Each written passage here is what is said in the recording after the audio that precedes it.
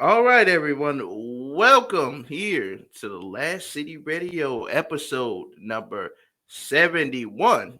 We're the first in the 70 series, season 5 of Destiny Day. But today, guys, we got a special show today.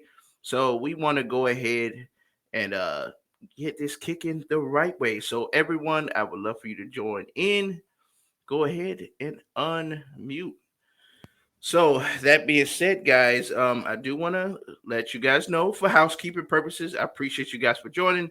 Thank you for joining the show. It's going to be great. We got a lot to cover in such short little time. This is part one. Remember of the lore panel. So we're going to have part two on Tuesday night. So I thank everybody. So we're going to cut right to the chase. I want to introduce my co-host. The man is nothing but the triple A experienced gamer. Not only is he always having a good time in his streams, but man, the guy loves food and having fun. My man, Mr. Agent Chavez. How you doing, my man? Hey, doing good. Just continuing the food vibes on stream. Playing obviously Destiny. That's what I spend the majority of my gaming time with. A little bit of Pokemon here and there, but all is good. Hey man, I appreciate that. Yeah, man, I've been grinding that Pokemon myself, man. I finally got to level. I'm in my level 30s, man, and I haven't even completed the story yet. You know how Oh, I I'm grind. I'm in my hundreds, man. I'm in my Hey hundreds. man, I'm trying to get there, man. You making me jealous. Well, that's good. That's good, man. So we got two special guests today. And I definitely want to introduce one of my returning guys. The guy is none other but one of the most intellectual, lore savvy, and cool scientific guys that I know. Not only he was the former co-host of the Spin 43 podcast. Introducing Mr. Taylor B. What's going on, man? Hey, thank you for having me.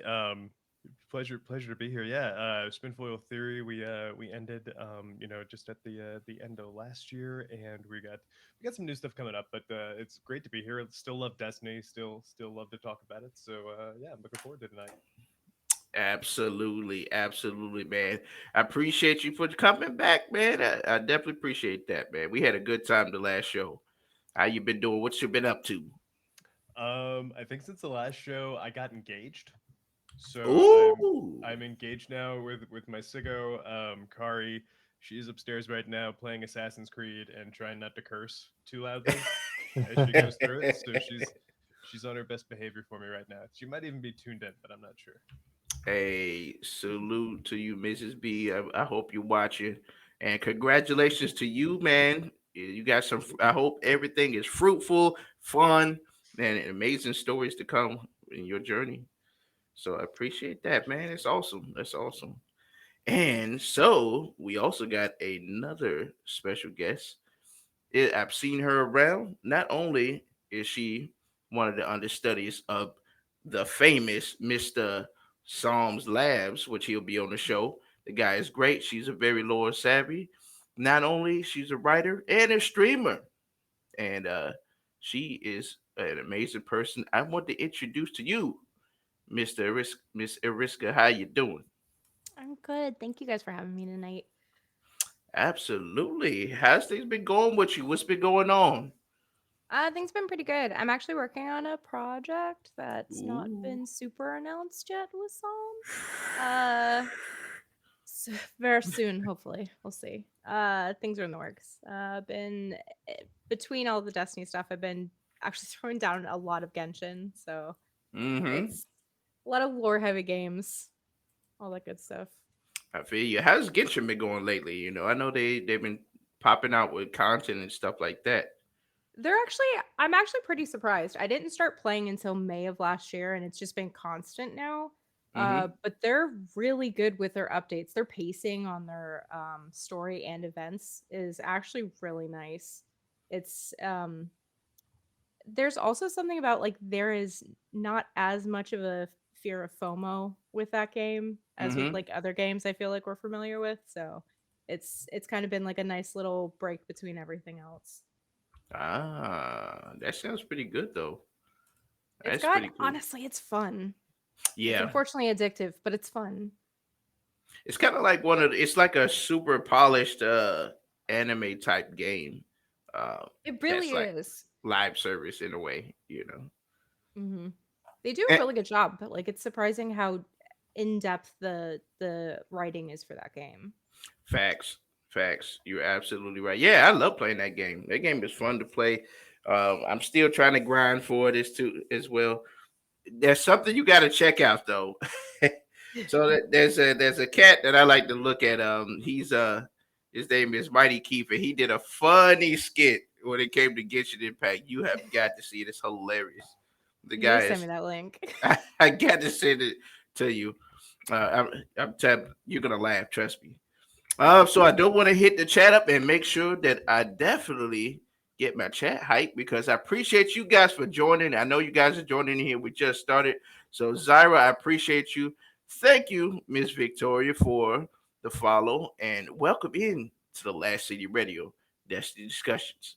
I also want to introduce Mr. Big Ants Gaming. He's here tonight. I appreciate you, man.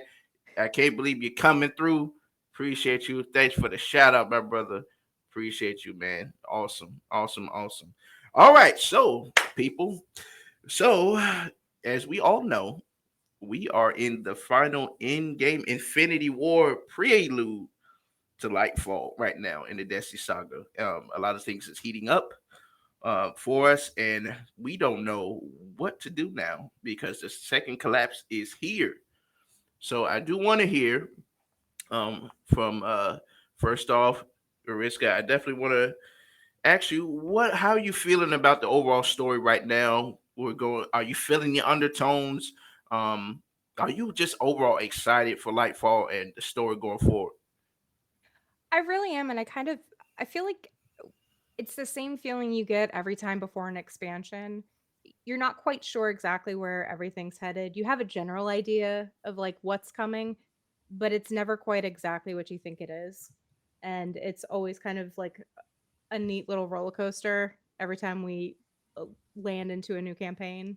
So I'm kind of anxious to see after everything that's come out this year, especially with everything that Savathun has revealed now, all the things that we're learning in regards to Zivo Roth, like what it's going to look like and how that plays into the witnesses plan. So Absolutely, absolutely. Yeah, man. I'm definitely looking forward to it. I'm super excited for sure. So Taylor, I'm gonna ask you the same thing. How you feeling, man? Man, we're so close to Lightfall. Like we're literally this close, and things has been heating up in the season so far, man. How you feeling Yeah. about it, man? Well, I'm really excited. Just kind of to mirror what Ariska was saying. Like, there's that little like sort of a trepidation, like ooh, I don't know, like I'm all kind of is the ice like thin or not? Like I don't know. It's great though because what I really like about this, especially when the most recent trailer, is we get to see Callus coming out of his bath. Get to see like is he gonna kick us? I don't know. It's gonna be great. I'm really excited for that. I'm really excited to see where the culmination of the original 10-year plan is going to end up. I think it's going to go probably like close to maybe like 11. I don't think it's going to like end exactly at 10. I don't think Bungie's going to do that to themselves with like a hard Right. like endpoint for the Light and Dark saga, but I know that's on the horizon now, and Mm-hmm. I think we're going to start either I think this is the where we're at. I think is going to be the greatest, like this is the beginning. Lightfall is the beginning of that rising action to the climax, Yeah. and that's going to be cool.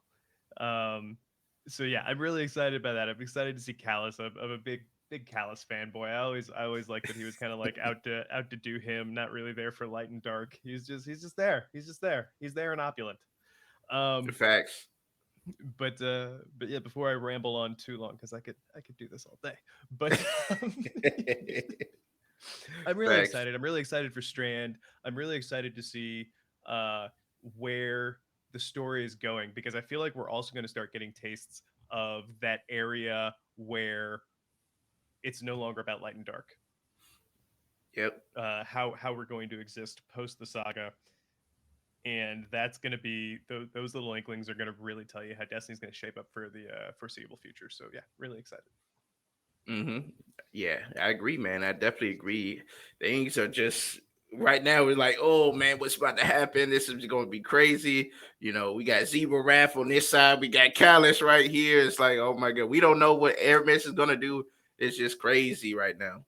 So, Sergio, yeah, I do want to ask you too. How are you feeling about the horror story, and like, are you super excited for what we're about to approach right now? So when they showed the latest trailer, I didn't see a pyramid ship, and I was kind of upset by that. That big Mm. thing out of like Independence Day, right? We've Uh-huh. been looking at pyramids for what, how many years now, and I don't get a pyramid ship. But It's like they gave the him a new ship. right, I was hoping to see a triangle in the sky, but all the new stuff with Callus, his Shadow Legion, you know, the Witness, he's just kind of like there's just a lot to look forward to. And then Neomuna, I mean, the city looks phenomenal, right? It looks like it's just something just like a little bit of Destiny mixed with a little bit of Cyberpunk. So yeah, Hmm. this is basically Infinity Wars for Destiny. Yeah, absolutely. I definitely agree. And you did mention the trailer too. And you guys mentioned trailer. Yeah, man, it looked like there's a lot going on with the trailer. They showed some more things, some more in depth. We got a chance to see the Puka Pond, which was pretty cool.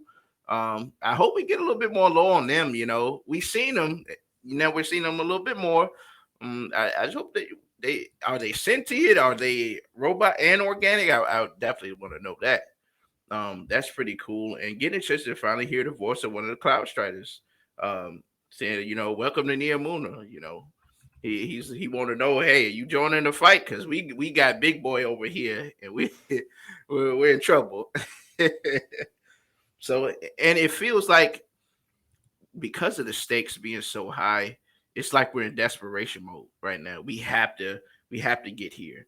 There's a there's a war going on, and they're trying to defend their people, and they see us pop up like, hey man, where you guys been?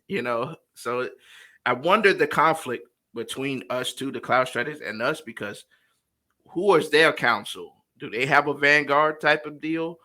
And how are they going to you know guide us, and just overall have the whole little political thing when it comes to the Vanguard versus whatever the Cloud Striders kind of laws and everything.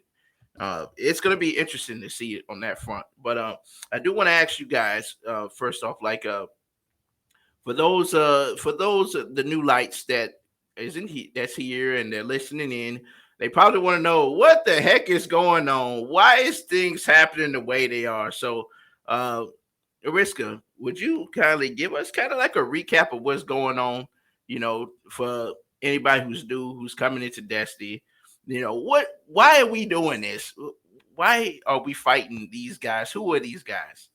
No We're all pressure. just space zombies. Like, at the end of the day, we're all just a bunch of space zombies. Um, it's really hard because like the story of Destiny is so big. There's so many different aspects to it, and for new lights, it almost feels like sometimes going back all the way to the very beginning isn't the most important. It's almost like what we've been dealing with over, I don't know. I feel like please charge. No, That's me. Oh like I'm no. not even sure. I'm not even sure where to start.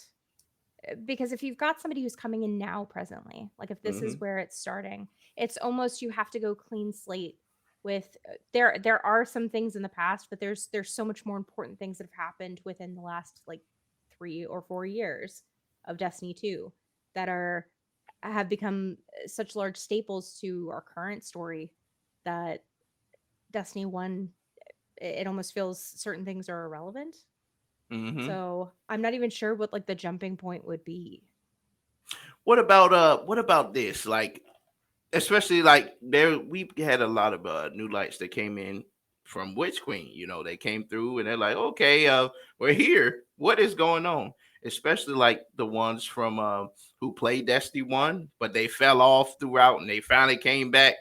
And they're like, oh, wait a minute. Oh, why is all this happening?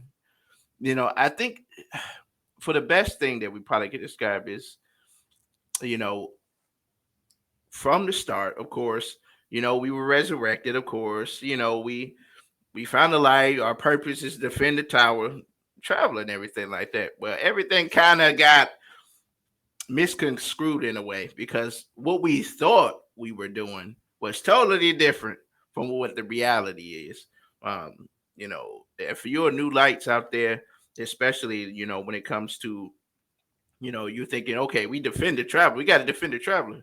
Well, now we found out in Witch Queen that the traveler's not really good or evil. It's just a tool that if you meet the requirements, you can obtain the light. And we found that out, especially with the darkness. Tamper with the darkness, it's the same thing. It's what you decide to do with it. You have these paracosmal powers, but you can decide where you want to take it, and will you allow it to corrupt you, or will you use it to fight for what's right. And I think that's one of the biggest things, especially what Aldrin saying, the line between light and dark. It's so very thin, and it really is. It really is, and that it's like that narrative has really progressed the story, throughout, or why we're doing this. And now, like you said, Taylor, from the beginning, it was like yeah, we it's not about light and dark anymore. Now it's survival. How are we gonna survive the collapse going forward? Now the races that we used to fight against all the time over petty quarrels, now we're all coming together like, hey, listen, we're Soul versus, Team Dark. We got to survive. We got to defeat this witness. He has really played a part in destroying all of our worlds. We got to take him out. He's the Thanos of Destiny. And that's where we're at now. So that's the thing. It's like, like you said, the Destiny 1, everything you kind of knew about Destiny 1, as far as lore, it kind of is like, it's not really useful, now because of what we know now. Everything we're fighting from the Traveler, we're doing this, we got to fight enemies of the darkness. Well, that's not the case because the Fall is not part of the darkness. They got taken out by the witness. The Cabal got taken out by Zebo Rav, who follows the witness. It's just like, we're all pretty much together, and we've done a lot of foolish stuff, and now here's the witness right here. So, I definitely, what you think about all that, Ariska? I think it's like right on the money. There's a specific spot during the campaign where it shows all of basically the different races involved in the story that we've had so far, all standing against the darkness. And I think Mm-hmm. about that a lot. I think about that a lot because we've, like you said, we've all basically gone from like having these wars against each other to all having to firm up and come together to get rid of this finally. I've got a lot of hope that Aramis comes around. Like I really do. Right. Um because I feel like that would just solidify things. Um we've had a lot of characters be able to kind of come to terms with the past and push forward. And I Mm-hmm. mean, it's I hope that we also somehow get that going with Savathun as well, because it would Right. be quite interesting to see the Hive, a at least a faction of the Hive, the way that the Fallen are working, to come Mm-hmm. together against this as well, because it impacts everybody. At the end of the day, like this literally impacts everyone. Yeah, you're right. You're right. And that's the thing. It's like we still have to, it's like we're gonna have to really, especially with the Hive, and we all know our history with the Hive. We haven't really been on the best of terms. They've slaughtered ours, we've slaughtered theirs, and it's like, okay, but we do have Sabathun who knows the truth, who fights against the witness, and she has the light, so that means she's a target as well. So it's like, listen, Lucid Hive, we on the same side. At the end of the day, yes, you don't remember your past. We don't when we wake up. So it's like, okay, and I think there's even lore where there was like Lucid Hive that's like, why do I want to attack the Guardian? You know, Okay. uh, he knows nothing about it, you know. What was you saying, Taylor? I was saying you're absolutely right. There's one in Lucent Tales. There's Mm-hmm. a it's actually the entry is by a ghost who's like drank the Kool Aid and they're totally into it, and they're disappointed in who they resurrected. I think it was like an acolyte or something, but the acolyte like keeps hesitating and killing this like other ghost. And he's like, "Oh yeah, no, we're gonna have to do something about this." I think Mm-hmm. sort of like the gist of it at the end of it. But yeah, no, that is 100% correct. Yeah, that is 100% like a thing. Is that they start to question Absolutely. it too, and these are not Savathun, not like her like top generals or anything. These are the guys who don't get the benefit of her kind of cheating the grace system and getting her memories back. Yeah. And that's the thing. It's like, okay, we have those light bears. It's like, listen, I don't see no reason why I should be fighting him. You know, I want we the same. You know, it's like so, and that's the thing. Like they're questioning what is right and what's wrong. Okay, we don't get the same benefit, but I'm here. I'm doing my thing, and that's the thing with Sabathun, and we know how Sabathun is. You know, how do you think she's gonna play out, Taylor? What you think? Coming back. I think, hmm, like when do I think she's going to come back into play with the story? Yeah, yeah. Like I, when I you think she's gonna come back? if she's not secretly back already, because I know we have the body, but then there's also like parts in the lore where you don't necessarily need the body after the first resurrection True. to resurrect someone. So there's I think the writers are being honest. I don't know if that piece of like misdirection is actually there. Like if it is, cool, but if not, still happy. Um, so I think when she comes back, it's going to be either right before or right after we deal with a Zeburath. Mm, That's what I'm calling. She's either going to try to recruit her sister, or she's going to be the one to like actually kill her, or she's going to try to recruit us like right after dealing with the sister. Because like if you think about it, she's been helping us. She's been getting us ready to fight Zeburath the whole time. She's been getting us yep. ready for this fight, like, and we didn't even know it. Especially like I think you pick up a lot of that in this season and last season to a slightly lesser extent, but with Osiris kind of like mirroring what Savathun as Osiris was saying in a lot Mm-hmm. of like tactics and ideas and how to deal with it. So I you start to wonder like was Savathun that good of an actor that she picked up on what Osiris legit would have said, or was it actually good advice? Mm-hmm. Yeah. So I think that's going to be the thing that I'm paying the most attention to. Right, and you're right, man. She has laid a lot of the foundation down and gave us the blueprints. Like, listen, I'm helping you guys out.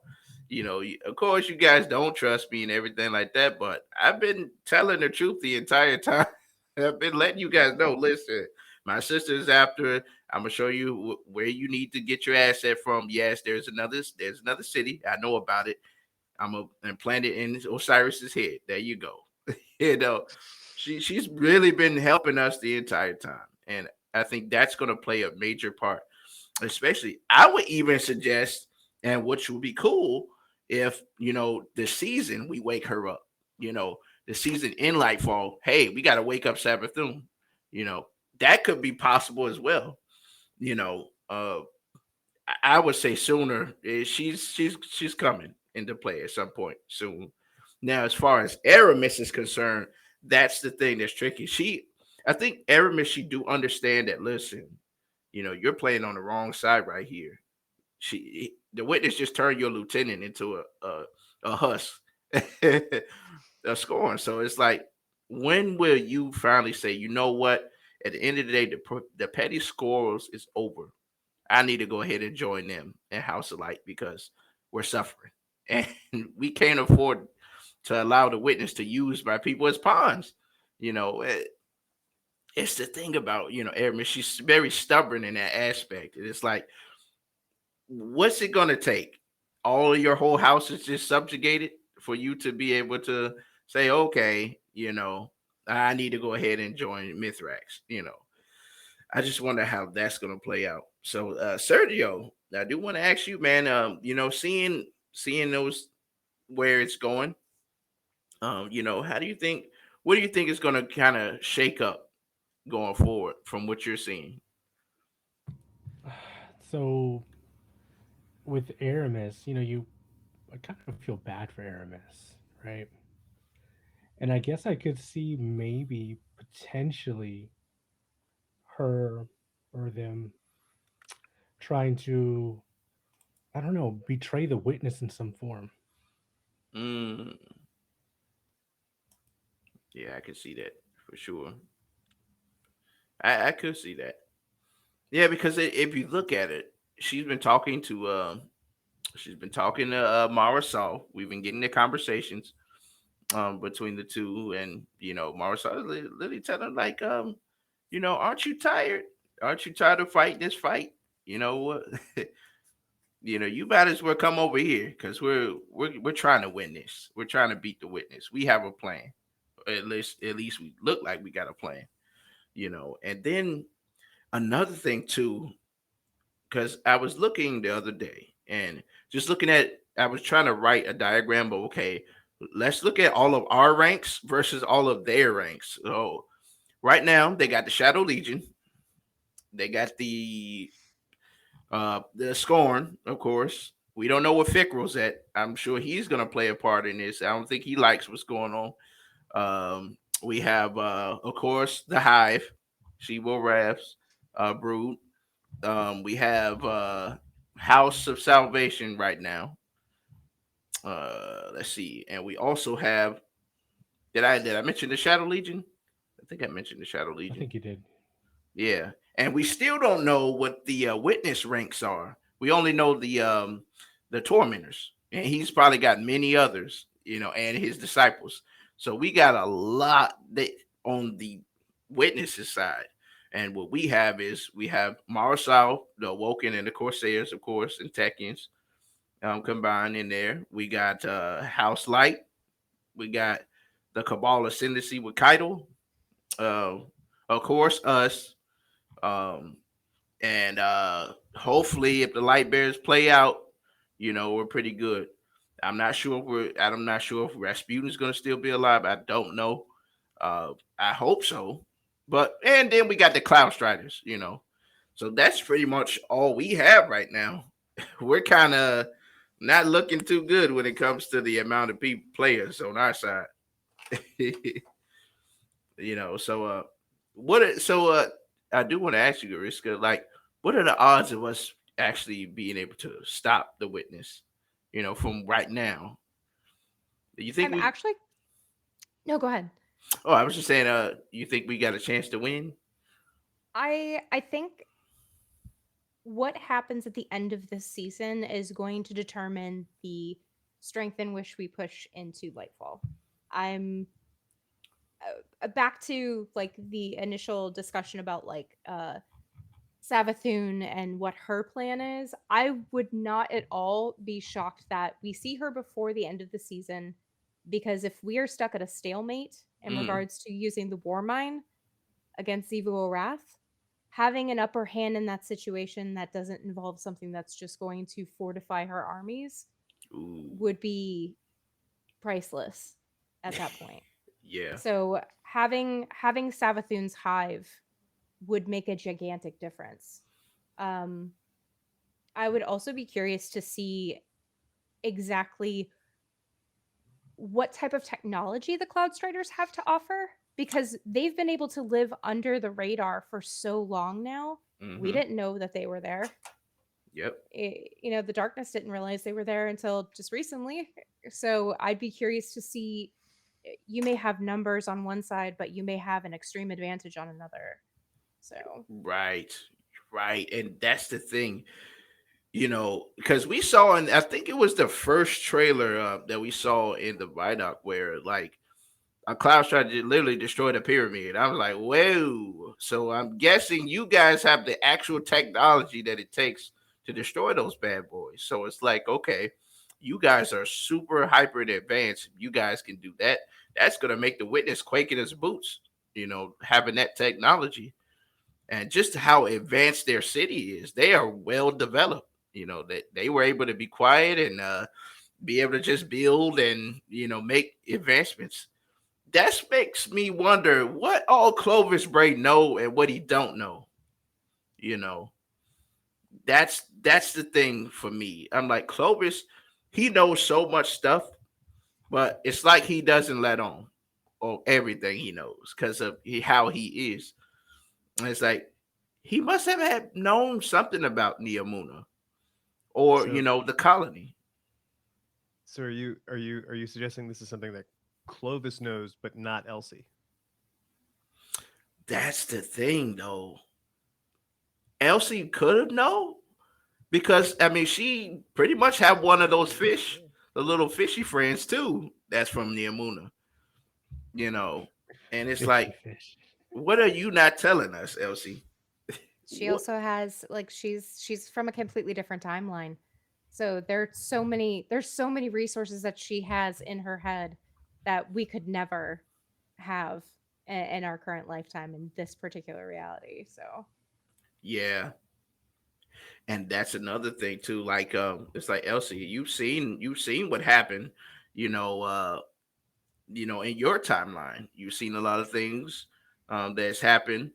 So it's like, okay, where was Neomuna in your timeline? What happened there? And that's the interesting part, you know.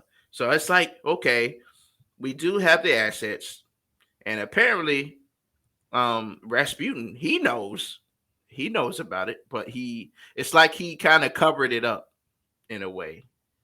Okay, I'm a racist from the database, the Nephi stronghold type the deal, and it's like, okay, if we look at it, we break down the Nephilim stronghold, it was kind of like it's a code name, and it's like, wait a minute, Cloud Striders, Nephilim, just mostly in the sky. It's like, okay, that makes sense. He's talking about Neomuna, so it's like, where do we go from here? And now we're at this standstill type deal with if we try to attack the hive using the war sites, we lose. If we do nothing, we lose. So it's like, okay, what are we gonna have to do now? What do we do now? Now that we're literally at this standstill because we can't do nothing, and you're doing something just gonna destroy it. So, what do you guys think when it comes to Rasputin? Like, where do we go? How are we gonna be able to best Chibo Rab? She is one of our greatest opponents yet. How are we gonna best her? You know? I think is anyone a fan of Star Trek, particularly Next Generation Yeah. on the pod here? So as you know, Data is the robot. He's like super great at stuff, and he's playing this. I want to say it's the 3 level chess game, but he's playing this like thing against this guy who's like a grandmaster, and Data can't beat him. And Data's like, oh, like he's like, for someone who has no emotions, he's like starting to feel like like doubt and just like, oh, just kind of like general self feeling. And then he does, the reason I thought of this is he does kind of what Mara is suggesting we do with Zebo Wrath. It's, you don't try to win, you just try not to lose. Mm-hmm. And so the game just goes in a stalemate forever till they eventually say like, screw this and flip the board. So that's pressure what. them into something that's gonna make them slip up. Mm-hmm. Mm. Yeah, just Yeah. just just play the, so like that's how I think it's gonna be. I think we put her into a stalemate or something that she doesn't know how to react to, whereas like we stop them from taking something like the war sets and we just destroy them. No, now no one gets war sets. Zivu, you've ruined it for everyone. Nobody gets to play. I'm Nobody is taking it getting them away. I today. will I will turn this solar system around. Okay. I will. For sure, for sure. Zavala screaming into the back seat of the van. No, don't destroy the war sets. We have Volume. we have war sets at home. Okay. Yeah, it's like I can see that happen. That'd be hilarious. That's good. But yeah, man, you're right about that though. Like, it's not for us to win, it's for us to outsmart. We're gonna have to outsmart her. What's the hmm best ultimate? Let's just destroy these, and now you can't use nothing. Let's go with that. I like that idea though. I do like that idea. Sacrifice both so that way you don't have to worry about, you know, her trying to use it on us and we making a mistake and literally have the whole city in trouble. So that's actually that I can see that playing out though, for sure, for sure. So something with flowers is good day gamers.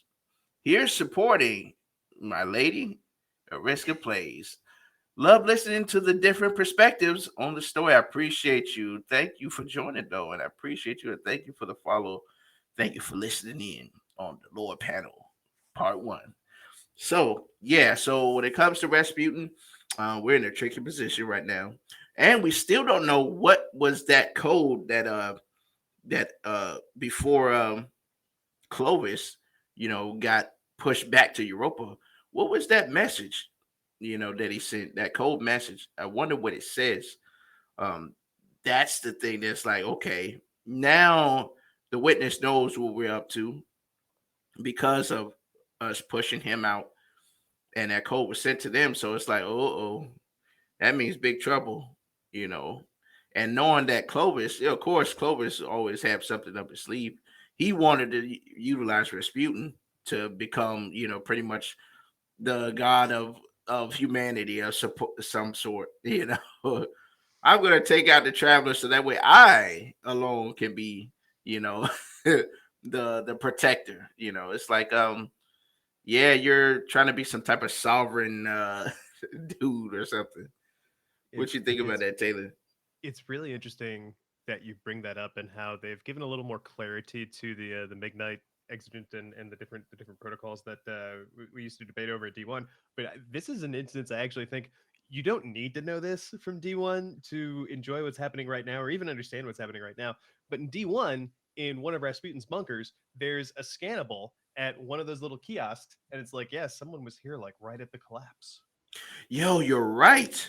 You're and right. was like working at the thing, and it makes you start to wonder because at this point we know from this season for sure it's not Anna because Anna died on Mars.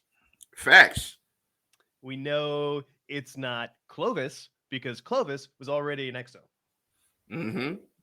exo slash AI, so you kind of like multiplicity himself there. So I'm really curious as to who that was because right now, like big candidates involve one, Elsie because time travel, Yeah. um, and two, uh, uh, for similar reasons, I would be very interested to know where the other Clovis children were Right. because we haven't even met all of them yet, and I feel like they all had something in their back pockets to get out of something or like especially with Clovis Jr. I feel like Clovis Bray probably did more than just let his clone son die. Exactly, because he wants to protect the family name, the lineage, and everything like that. That would be funny though. What if he might be on Neomuna, one of them, or at least a couple of them?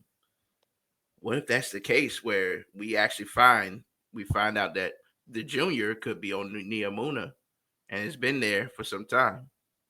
Well, I guess I should clarify. I believe that Junior was dead, is dead. That Junior is dead. So without the off chance, well, off chance that maybe they're like a guardian or something like that, like totally here for that. What I'm wondering is if that was the only clone. Hmm. And if we go there, what if it's just like jars of various sizes till he gets it right? And it's just Oh god, just copies. Have you ever seen like Venture Brothers Yeah. with all the clones of the brothers, like in the Mhm, tubes? mhm. Hmm. Whatever they have to like. All right, we're making a new one. It's also, I feel like when it comes to Clovis, it's like there is nothing that is holy. Like there is nothing that Clovis would not do in order to have any type of tactical advantage. I Just disagree. Facts. I promise you, Clovis is the type of guy that, as far as he'll go in breaking like mores, I guarantee you he would not break an NDA. That's Oh, the I one. hate that, but that's That's, true. that's the one thing he keeps sacred. That's the one thing he Fact. holds sacred. I I will hate how not. true that is. Access denied. Access denied. I will not disclose. I can see that. I really can see that. Yeah. That's the Then you one get thing he won't break. God, I hate that man so much. He's really the reason we get all these centipede error codes. Right, he is the reason. He is the centipede. He's the ostrich error code. Like, why are you kidding me? I've been What's going on? aardvarked too many times. He's Weasel. He's Weasel. Weasel. Oh, He is a man. weasel. And what's funny though is like this guy is so tyrannical, but like arrogant at the same time. But he knows so much, and it's like, okay, we know trusting him is a grave mistake because this guy he's working on the back end while he's helping us do the things at the same time. It's like, okay. It's like you need me because I already know everything about the golden age, even though I got my plans right here. Once you do bring the war mine, I'm not going to tell you that, but you do need me. So it's like, You're literally making a deal with the devil every time you talk to Clovis Bray. facts. He's I an was like, asshole. He's an asshole. ultra. He's had a past, but So everyone we'll can get to change, delete right? more. Do you think we'll get to delete more Clovis Bray eye copies? Ugh, Like we'll send him God, out, I we'll find hope. him in something, just be like, oh, I deleted. No. That's the new collectible for the beginning of the season of Lightfall. Yeah. Have you deleted all the AI copies? Like you'll never get your Clovis Bray eye deletion gun if you don't. You need that deletion. It's just a gun. thumb drive with a virus. He's gonna Oh, jeez. walk up and get people. Facts. Allergy Art says, "Hey, Ariska plays looking stunning, ma'am." Zara Miss Victoria says, look at all these beautiful people. Why, thank you. I appreciate you. We are very beautiful people indeed. But yeah, I mean, you guys hit it. Like this dude is like, we can't trust him, and it's like doing any type of dealings with him. We already know what he's about. But you know what I was thinking about? I was like, you know what? Because they have Neomuna, they have nanite technology. Who's to say they don't have some type of, and their nanite technology is way stronger and way advanced than SIBA.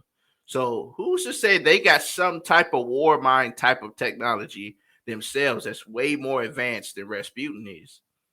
I think that's what Strand's gonna be.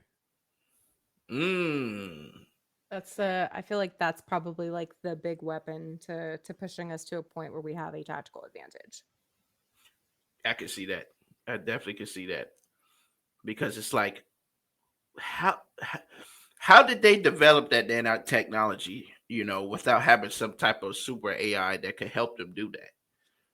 They got really tiny tweezers. Just Really big microscopes. yeah. Oh, Yeah, that's that would be crazy. And it's like because they're that advanced, it's like, okay, if Rasputin already knew them, do you think there's a bunker there? Could there be a bunker in Neomuna as well? Since he's been protecting it all this time. There's got to be something. Yeah. I think if it's a place that the golden age mankind had expanded to, and that seems to be mostly like within the solar system, just generally, maybe a little bit beyond. Obviously, like Nessus and other like extrasolar things have come in. So who's to say like what exactly that pertains to? But yeah, I think if it's a place people went during the golden age, then it's a place Rasputin went just by default. Yeah, I can see that. One of the war sats probably would landed over there, just like, hey, we're here.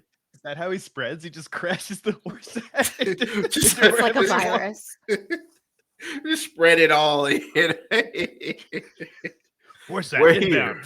Click, click, click, click. I'm in. When let's start building. That's how terraforming begins. Right. But that's the because it's like the traveler never touched near Neptune. It never touched Neptune. Even during the collapse, the witness doing all this thing, not realizing, hey, humanity is thriving over here. You can't see us, but hey, we're good. While you guys do whatever, they've built their city up. We don't even know how big Neomuna really is. It could span most of the planet for all we know. Right, and we also saw the Vex in the Yeah. trailer. Yep. What's going on there? I want to know when we can talk to. Um, oh my gosh, my mind just completely blanked. Who what's his name? The one Yeah, that got turned into the Vex. yeah, my mind just completely Asher? blanked. Thank you. I Yeah. keep wanting to say Archer. It's been too long. Like it's not Archer. It starts with an A. Are we not Uh, counting submines anymore? but I'm really curious because this is something that we has not been touched since that season that we dealt with Future War Cult. It's Mhm. something that was absolutely put into the narrative, so it's in the back of our minds. And Right. does this play out either during the campaign or is this post campaign where if we finish with Lightfall in the Darkness, the Mm, Vex are still there. that's The right. Vex still exist, and they exist on multiple planes of existence. So it's where we go from Lightfall. Like that could possibly be a direction that we move, but I'm more curious to see how they are going to weave themselves into the upcoming campaign. I do want some clarification. Now that you mentioned the Vex, I do have a really big question for y'all because I've been trying to figure this out. Okay, so we destroyed Coria, right? Coria was like this big. She was like Sabathun's puppet in a way of making sure the infinite, the night, all that good stuff that happened. And she played a big hand because of course, she could simulate Oryx and how he takes and all that type of stuff. She was a big deal to the Vex, a big asset. And it's like Coria, well, with Sabathun's influence, made the infinite the night, that whole simulation on the last city. And they spent a lot of resources to do that. And because us destroying, Coria and getting rid of the night whole scenario, that put a major blow to the Vex, right? So it's like, okay, we know that the witness is Vex that worship the witness is the soul divisive. We know that. And then we have the regular Vex that kind of fears the witness. They know, wait a minute, every timeline we look at, we lose. So it's like, okay, the Vex that's on, Neomuna, it's like, what part are they gonna have to play in this? Because it's like, okay, a lot of their resources were spent, and one of their greatest minds got destroyed. And it's like, okay, where do they go from now? And now Asher is a Vex, but actually still can communicate with us. So what type of influence he has with the high minds of the Vex? I wonder how he's going to be able to play that because he's still an ally. So it's like, okay, can he get the Vex to possibly fight with us? That's one thing I'm thinking about. What y'all think? um, that is a lot to consume. So put a couple things out there. One, Coria, when we met her, she is Savathun's thing, and she is like messing with the Vex, but she's kind of like quite separate from the Vex since that story in the book, sorry, books, but it's only in the one that we have, the Book of Stars that we have. Yeah. Um, and so she's been taken since that time, and that's like its own thing. The other thing I kind of want to submit is, do you really think we died to what is possibly the best tactical simulated mind the Vex ever came up with inside her own simulation? Do you really think we killed her inside where she has all the power? I don't think so. That was just the way she died. I was like, I can't believe that. Just she's too smart for that. That's the thing. Is she's way too smart for that and calculative. I don't think that was the end of her at all. I mean, You know. it would be really interesting if it were. I'll say that. But at the same time, if you never see or hear from Corey again, well, all right, it is in a bow. I'll put it that Mhm. way. It is tied up. There are no loose ends. And the thing about Corey is she was the only one that actually, out of all of the Vex, that could actually communicate with us and talk to us. That was the interesting thing about it, about On her. Nessus, when D2 first comes out, the Vex there mostly sort of simulating the captain from the Exodus Black, but they Hmm. communicate with us too. They talk through his voice. Yep, that's true. That's true. I think, and that's the thing. We need more Vex that could do that, where we could talk to them, say, "Listen, you're threatened too, just as much as we are.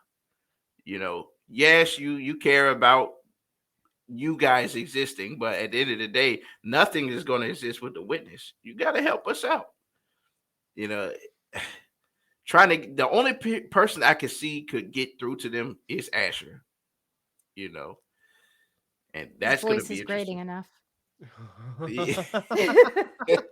Yeah. Sorry, that was a little harsh, but I always felt like Asher was written by someone who, like, and no offense to the writers, I love those guys, all of the people who add to the lore of Destiny, but like the joke I always had in my head was it was written by someone who had like maybe like read about nerds and seen the movie Revenge of the Nerds, but maybe like hadn't actually like met a smart person. Like, it's just my kind of hot take. He is he is kind of weird the way he is. It's funny, how he's the only character that I see like that. That's just it's he's like like the he's most smart. campy nerd version of Yeah. an individual. It's all camp. It's like straight camp for like how nerdy he is. Like, I can't prove this, but I'm almost positive it's canon. He has a pocket protector.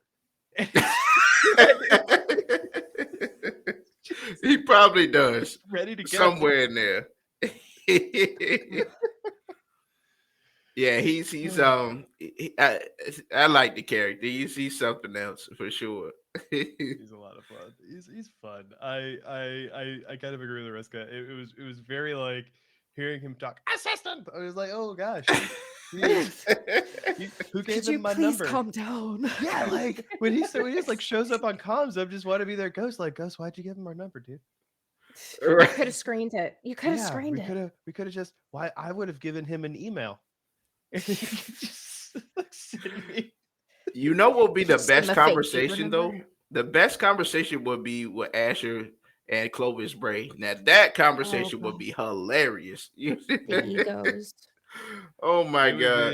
It would be something. I'll say. It's- I'll agree with that. Well, That is the biggest stick swinging contest I think I could ever imagine in like right. Destiny. It's just Oh my god. oh, I can only imagine that conversation. They're both just like their egos just clashing constantly. I'm the I smartest. No, I'm the smartest. I imagine it's like those skits of Goodwill Hunting when he's like 10 years later and he's not well read anymore. They're like, actually, if you had known your stuff, you would have looked up like and then Clovis Bray eyes just like all you see is lights like blinking in the background, and he's just got a whole PowerPoint about why you're wrong. Like, god. It's like both of you, calm down, please. Like a Night and day. 34-page PowerPoint. Oh Like my everything god. bulleted out. I'd have kept That's him something there. that Appears Clovis as would he do. talks. It appears as he talks. It's like like goes across the screen. I'm sorry. That's definitely something Chloe's would do. I'm gonna write an essay. The reason why you're wrong and I'm right. oh, Nuts to oh you, my nuts to goodness. you, nuts to you. I'm Clovis Bray. You know what? I'm just gonna buy this company. You're fired. I just did it. You're fired. Get out of here. Yeah. It's all those I funds from unstocked the your witness. bonds. You're done. Oh my goodness, man. Yeah, man, I can see that. I just want a whole activity where just Clovis just talking crazy, throughout the whole thing. It's like, oh my god, man, please no, I don't give us no more. I want more. I want more, and I hope we get it now that he's well. Like you kind of go back in some of the things after like certain events in the season. You kind of Hmm. go back and he's just like, "Oh, I see you've come to your senses." Like this, that, the other. I just I want to go back to the first time you go in the Deep Stone Crypt, and I just really want him to be like, not even talking to you, just talking. He's not Right. even, he's not talking to you. Like he makes some comments every now and again when he's like, you know, like in this in like all this other like random command based stuff. But then he's just like, oh yeah, you see what you did? All right. Now the whole thing has to explode. So I hope that you're happy. You Is that what you ruined. wanted? Yeah. He turned that whole space station around. Like, God, if I had to Oh, hear that, I don't think I'd ever play DSC again. oh. And the thing about it is just like, I'd have to play it on mute. you got You got yeah. Oh man. The first time I went through it, I mean this in the most like surprisingly like like kind of way. I swear to God, what he says when he first discovers you're in there is gender reassessment, and I'm like, oh, oh my because he's so goodness. angry and he's like he's muffling it. I can't unhear that now. Whenever I go through the raid. It's like, Chloe, what? Yeah, yeah, yeah. Like, all right, Clovis. There were a lot of things I didn't think you were there on, but all right. We're here. I know it's kind of off topic, but I like the more like we talked about DSC, this kind of brought it up to me.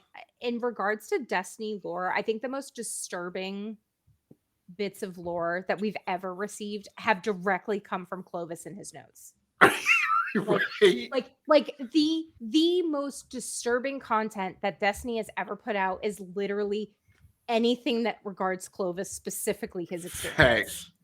Facts. He's such a polarizing character, and it's kind of interesting that there are these moments of like just extreme hilarity that we can get with some of the things that like he has done, said, and that we've experienced around him. But like to the core of it, I would almost say he's like serial killer You level of enemy that we've dealt with in the game. Like such a he's mad pretty dark. scientist. Yeah. This man lives in apathy. Like it's Hmm. kind of He's wild. twisted, very twisted. Yeah. Yeah, he has done so much to it. Even his own scientists, I'm like, okay, now you're gonna be the test subject since you failed to do this. Like, are you Okay. serious, So, Clovis? so enter Terminator Sundaresh. Right. Pretty much. Like, oh no, I heard, like, hey buddy, I heard you like doing experiments. I'm gonna do some experiments on your experiments. So you can... For anyone who Like, doesn't know, that is possibly if you ever want to read about Clovis getting his comeuppance, go see what the I very it's one of the digital copies of Maya Sundaresh that was developed lost from the Ishtar Collective as they're going through the Vex network. It gets repurposed into this like well, I don't it's one of those things they talk about how she gets developed and she's in a room with a bunch of other hers and she was the first one to be like, I need to make all these other me's shut up. Any means necessary. Like, any means. yeah. So she does that and then she's just yeah, like I said, like flayed, just all the bad things are happening to Clovis. And she won't let him die. He's just like like getting tortured for like the whole passage. So yeah, that's some good reading for all you Clovis fans out there. And that's the thing about Clovis. It's just like we know so much about the Maya Sundaresh. We've learned a lot about her and just the whole Ishtar Collective and their whole like journey, in the Vex network. It's like that's what I wondered. I wondered, are they still in there, or they just died? you know, I still wonder, if they're still traveling. Because I think, if I'm not mistaken, it Prative. I think it was Prative that he got a chance to talk to them. If I'm not mistaken, Oh, the Ishtar Collective he that does went so into the much Vex. more. Yeah, I He think does he so did. much more.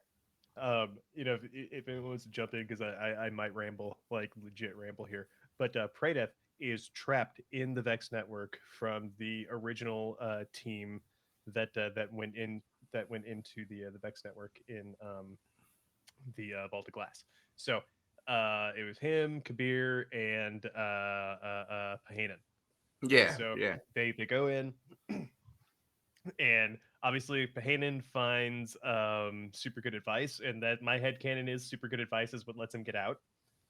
Like tells him like which way to go. Well, it's a super powerful AI. Like I'm here for Right. that being how someone like Pahanen, obsessed with cephalopods, gets out of the the Vex network. So like I'm okay with that. I'm okay with that. Um, Kabir drinks the milkshake and decides that he's going to turn his ghost into like the shield that the Aegis that we use in the raid. He leaves it for the next group of guardians to come in and use that to defeat the boss in there. So to defeat Atheon. So poor Praedyth. He just like I think all of you heard in D1 is yeah he got lost to the annals of time. I don't know. He's gone. He's just like yeah poor buddy this guy I think and then you eventually find his ghosts and actually Ariska you touched on it earlier. One of the futures he sees in the Vex network, which is a Vex simulation, is all the Mhm. different races like culminating at the tower to go off and fight something. So like that's good call there. I just realized that's what you were referencing specifically. um and he's like he sees all this stuff. You get like all these little tastes of what might happen in D2. In D2, you get the backstory of the Ishtar Collective, and what happened to those 127 copies of each guys as they went into the Vex network to try and like help other simulations like themselves. It was like a very noble cause. I was like, but that's a different conversation about spending your like unlimited life in a simulation of I don't know. But so they go back in, they find Pradef. Pradef thinks he's going crazy because these different people with the same voice are talking to him. And then he's like, yeah, like you said that before. And then one of them is like, oh, you heard me say that before? When did I say that? What did I say my name was? And they start like using him as this sort of junction to all meet. So the like long story short, I told you I could babble, is that they all get together and they don't all make it. They don't all make it, and they eventually get to a point where they go through a gateway, and we don't know what was on the other side. I am so hoping because what happens to Pradeth Mm. has been jumping around time wise. So like we first start hearing the story back in the armor in D1, and you just it's a little out of order too. Excuse me, and so I'm hoping that very much like we promised Saint when on the other side, like we get to shake his hand and be like, oh hey Pradeth, I've read so much about you. Right. Like that would make me super happy. All right, long story over. Because there's an infinite amount of things revolving around like the Vex gates, all of that Mhm. type of time travel, interdimensional, connections that really hasn't been taken advantage of yet, and really could be like a springboard for jumping into whatever comes next, or what could be a portion of what goes on in these upcoming seasons that go on. So there's a Right. lot of material. There's so much material with that. Like There is literally so much that they could do, and it's like we got so much material and so little time to do it, and it's like I want to know what happened to Prater too, because like, what if we actually find him, in Lightfall, because we're trying to search for this artifact, right? I think they call it the veil or something like that. Um, we're looking for that artifact, but it's like we do know that Praetor did, because I think it was in the lore of Destiny 2, I believe, on one of the ships. I think it was a ship lore tab that Praetor was talking about. He actually saw the future, and he saw that there was a pyramid, um, you know, where the traveler was. And I was like, Praetor. And so he was trying to warn, he was trying to send some stuff, I guess it's armor or something, descriptions, sending warnings like, hey, look, guys, you know, there's a big war coming. And I see some kind of space Dorito. You know, I don't know what it is, but it's taking the place of where the traveler used to sit. We need to I'm warning you guys, something's happening, you know, and he doesn't know what's going on, but he sees it. And it's like, okay, where is Prater at this moment? And has he gotten out fully of the Vex network, even though he's seeing those things like Osiris saw in the Infinite Forest? He managed to see that timeline where there was nothing there. You just say, yeah, we're in the tower, but there's nothing there. It's gone. You know, so it's like it's very interesting. And you know what's funny though? How did the undying mind come back? That's what I want to know. Does anybody know? Can anybody explain that? How It did he come back? it undied. What'd you say, Taylor? I can't hear you. I It think you're on it mute. it undied. Oh, Yeah. it Stay true to undied. its name. Yeah, Yeah, it's I it's can see it's not that. just a clever name. It just every time you think it's there, like nope, it undoes. So you're saying it's a Kelgaraf?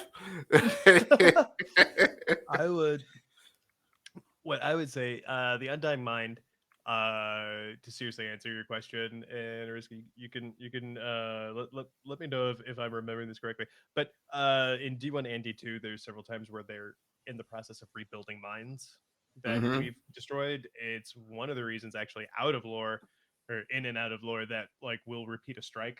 Especially in D1, where you go in and you are like killing a mine specifically, or like inside the Vex network, particularly. Mm-hmm. So yeah, it's kind of like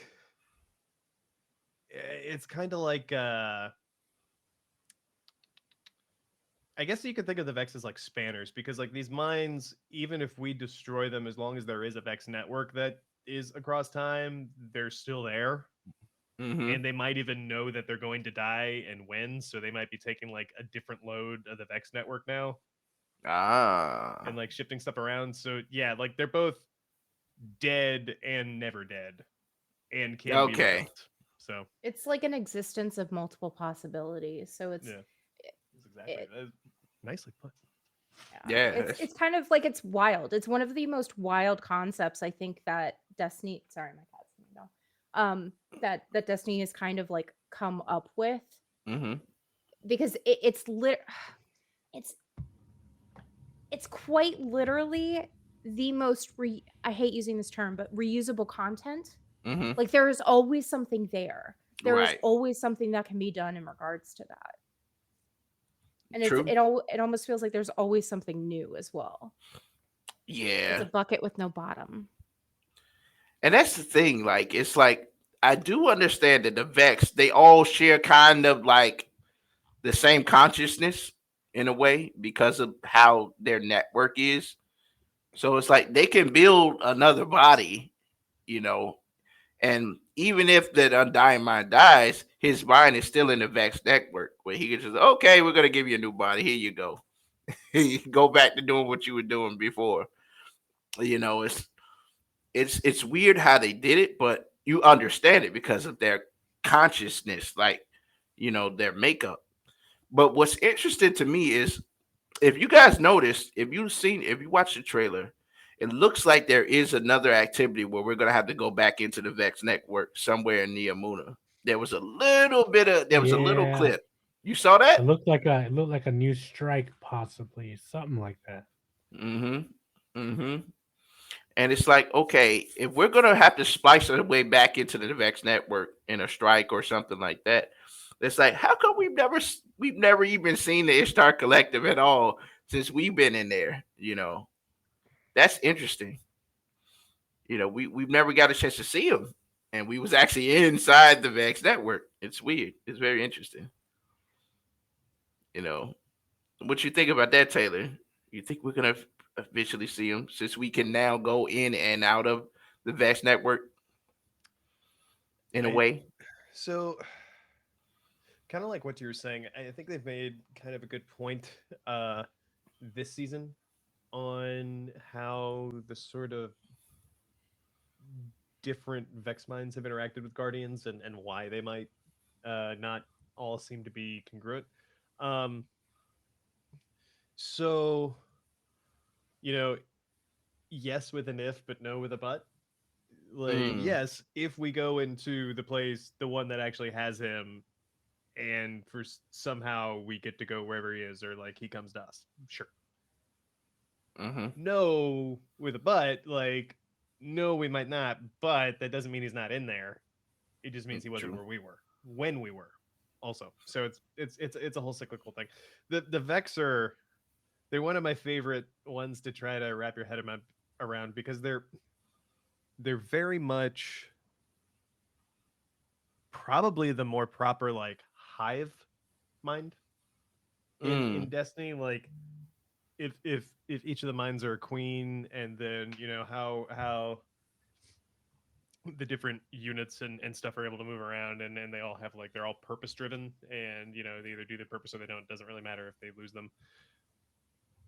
I yeah. think so. I think that's important, and we've also heard in addition to that from Ikora that in Destiny 2, like in game, the Vex are not the Radiolaria. Yeah. So Yep. if they're not the Radiolaria, although like I'm not gonna lie, I was always here for the idea that like little single-celled guys had built giant mecha for themselves and were just like like like yeah, they developed time travel to fight the kaiju. Like I'm here for like I am For sure. that would be yeah, like you go in there and it's just like Star Trek mixed with Gundam, and it's just they're all on the ship. What are you doing here? Yeah, they're all like, oh, the away team, like we got. Red shirts. Oh gosh, no. That's what we've been fighting the whole time. Is the Vex All these red shirts. shirts. The ones from the Beam future me are up. actually gold shirts because that's next generation rules. Right. So, Beam me up, Mr. Sulu. mhm, mhm, mhm. So That would I be weird. I I mean I'm here for that, but I also get how that's kind of crazy because how does the single cell thing ever build it in the first place? Right. Like That's what I want to know. there's like a whole there's a whole there's a lot of questions that come with that reality that I just don't I feel like we would have at least gotten some inklings or seeds to like by now. Right. And I just don't think that's the thing. So I think they're a digital mind. I go back to one of my theories from STP from the show that I think the radiolaria, because like in real life in our oceans, radiolaria are like a silicon based single cell organism. So Mm-hmm. I what I say is the Vex are kind of reverse cyborging it. They have the radiolaria in there as their like processor, Yeah, I can see that. I can their see chip that. that's like firing all the stuff they need to go, and like without it, it doesn't work. Um, So we that's know been they're my they're created though. We know they're created in the Black Garden, right? Or that's just only that specific soul divisive type that's only been created in the Black Garden, or all of them are. That's the question I want to know. I'll kick this to a risk because I want to say that that might be how they're created, but like it doesn't really allude to like who's controlling what. I'm not Right. even sure if it's been touched on. Like it's one of those like very niche topics, and Mm-hmm. it's but also like it. I'm curious now because you do see very plainly in the trailer, the witness getting access to the Black Garden. Mm-hmm. Yep. So bringing it back around to where did the Vex play out in all of this, because they've been pretty quiet for a couple of seasons, and Yeah. it's it's gonna be go time soon. So the Right. Vex the whole time they've been fighting us in the expansion. They're already there. That's why we haven't heard from them. It is like I was just cut to it. Skip it. And it's like the Vex have been like bunkered in these different places, especially that big gate. We don't know what's on the other side of that gate. The one that's in the Europa. That's a big gate, and we don't know what's on the other side of that. And apparently, there's some type of manufacturing world over there on the other side. That's why they keep coming out, which Clovis used so that way he could make those exos. He needed that radiolaria, but it's like what's on that other side, and why did those two huge mines come from? And it's like, okay, there's different planets that just like literally had hosts a factory where just like a whole bunch of Vex are being rebuilt. Obviously, you know. And even if you go back to even with Callus, you remember when his ship swallowed that big that big part of the planet of Nessus, and the big mine was there. What was his name? Argos. That's the biggest we've ever seen one. you know, it's That just was pretty so, big. yeah, man. He was huge, and it's just like it's like, okay, if that exists in a Earth's in Nessus core, what's all out there that we haven't seen when it comes to the Vex? Because we never really got much of exploration on them as all the other races, and I think that's something that's probably going to come. I don't know if it's the next saga, you know, but it's interesting because they are the only ones that's been more elusive. We've gotten bits and pieces of them, but we haven't gotten a full scope of, okay, why do the Vex do what they do? Or do they have a leader? Do they have who was the ones who created them? Like the whole full thing. We really haven't gotten that with the Vex, because we got a lot of lore on the Cabal, we got a lot of lore on the Fallen, we got a lot of lore on, of course, the Scorn. We've gotten a lot of backstory on them. Uh, Everybody else, and it's just like the Vexes. I guess they're saving it for something.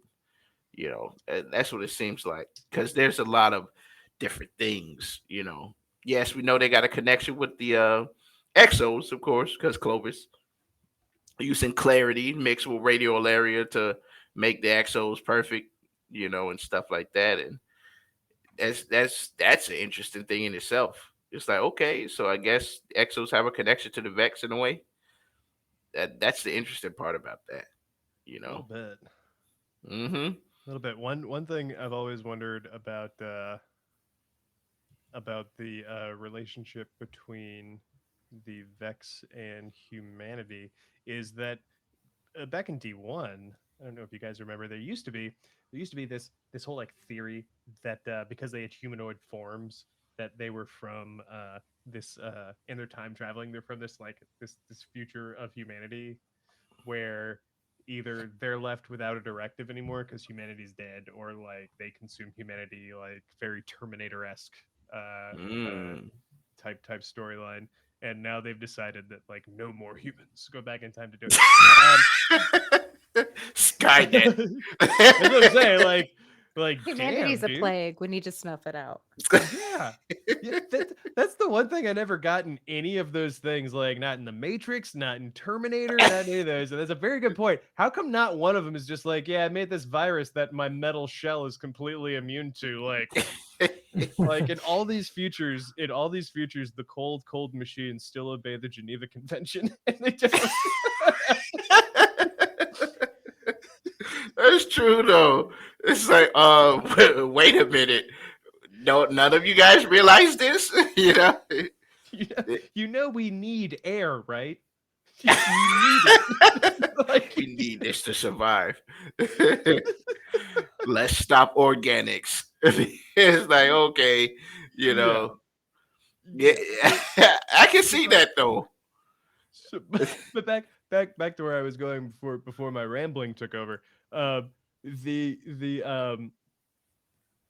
the idea now we learn in the Book of Sorrows is that they learn these shapes as part of their worship. At least that's been in my head canon. But it's they encounter the hive. The hive are worshiping the darkness. They start emulating that, and then because think about it. Like why wouldn't they all just fly? Right. Why do they need Right. legs? What can't you do without legs? You can't kneel. Mm-hmm. And how do we find them half the time, especially the Hezens who are like the most active in the darkness worship? If we go in on their shrines and stuff before they know we're there, they're like kneeling or in like some kind of like break my back pose. I'm not gonna try it. That's true Ostrich though. arm. Yeah, It true. looks so painful every time. I was like, no wonder they believe that you guys are true believers. Like I I do am a hold lot on, of like yoga. crack. Facts. I that can't even make this is very move. interesting. Oh God, I don't know why my mind went to that really bad movie, The Arrival. Oh my where, god. the people's legs bent backwards. Oh gosh, my god. guys. Ugh. And they made the cracking sound. Oh, no. Hope you enjoy that before you go to bed. Oh Oh yeah, my I know God. what I'm watching tonight. Let me type this movie in. Yeah, I'm gonna cue it up now. What did you say it was called? Charlie Sheen classic right there. Oh yeah. Mhm. Imagine you see that happen. Like he's like, wait a minute, what's going on? I've found as I've gotten older, I found a new love for like background characters or side characters. Whenever they see something crazy happen, just like, all right, yeah, no, I quit. Here's my badge and my gun, and go. just take everything. I'm out of here. Don't yeah, worry this is about it. not like here's the stuff you paid for. I actually brought this from home, but I'm just gonna leave. Those are the guys that stay alive. Those are the smart ones at the end of the day. I know, right? Peacing out early. These It's are all my funny. grandfather. No, that's really funny because I kind of have grown to enjoy background characters because they are equally as funny if you just pay attention to what they do and when when it's going down, and then you see them. I don't know. I just find it funny. I just can't help but laugh sometimes. I was reading. And it's always the cops that's eating donuts that just like they're looking up in the sky. It's like, oh, this is coming. We're just gonna stand there and look and shoot our pistols. It's like, are you serious? It's not gonna help you, man. What are you doing? I was like, this thing clearly came from space, but your little gun like it just came in through the atmosphere. You can't even escape it. And Freeze. I always love that mentality. Like even in, like you wouldn't do that to a tank. You wouldn't try to shoot like a B-27 or like some like clearly man-made thing coming at you. But this alien thing, I'm taking a shot. Like you don't know until you try. You guys, I got this. It never fails. Well, you know what, guys? You're laughing at me now, but what if no one had tried and it had worked? What if I was the first one? No one else had thought of it until we gotta give them credit. Look, Science with the water. Yeah. But what bugs me about that is like they like chop people up, and we're mostly water. Like some of us had to get on them at some point. 80%. 80%. Like you would got think that someone with a 80%. cut would be like,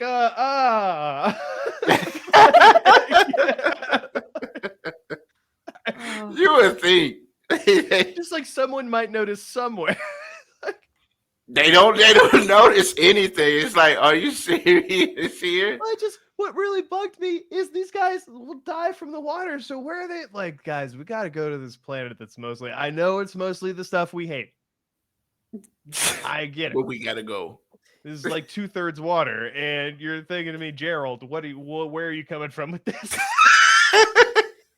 It's an Wait. intern that comes up with the idea, and somebody up top thinks it's a really great idea, despite like all of the senior members being like, this probably isn't great. Nah. This new kid, he's got great ideas.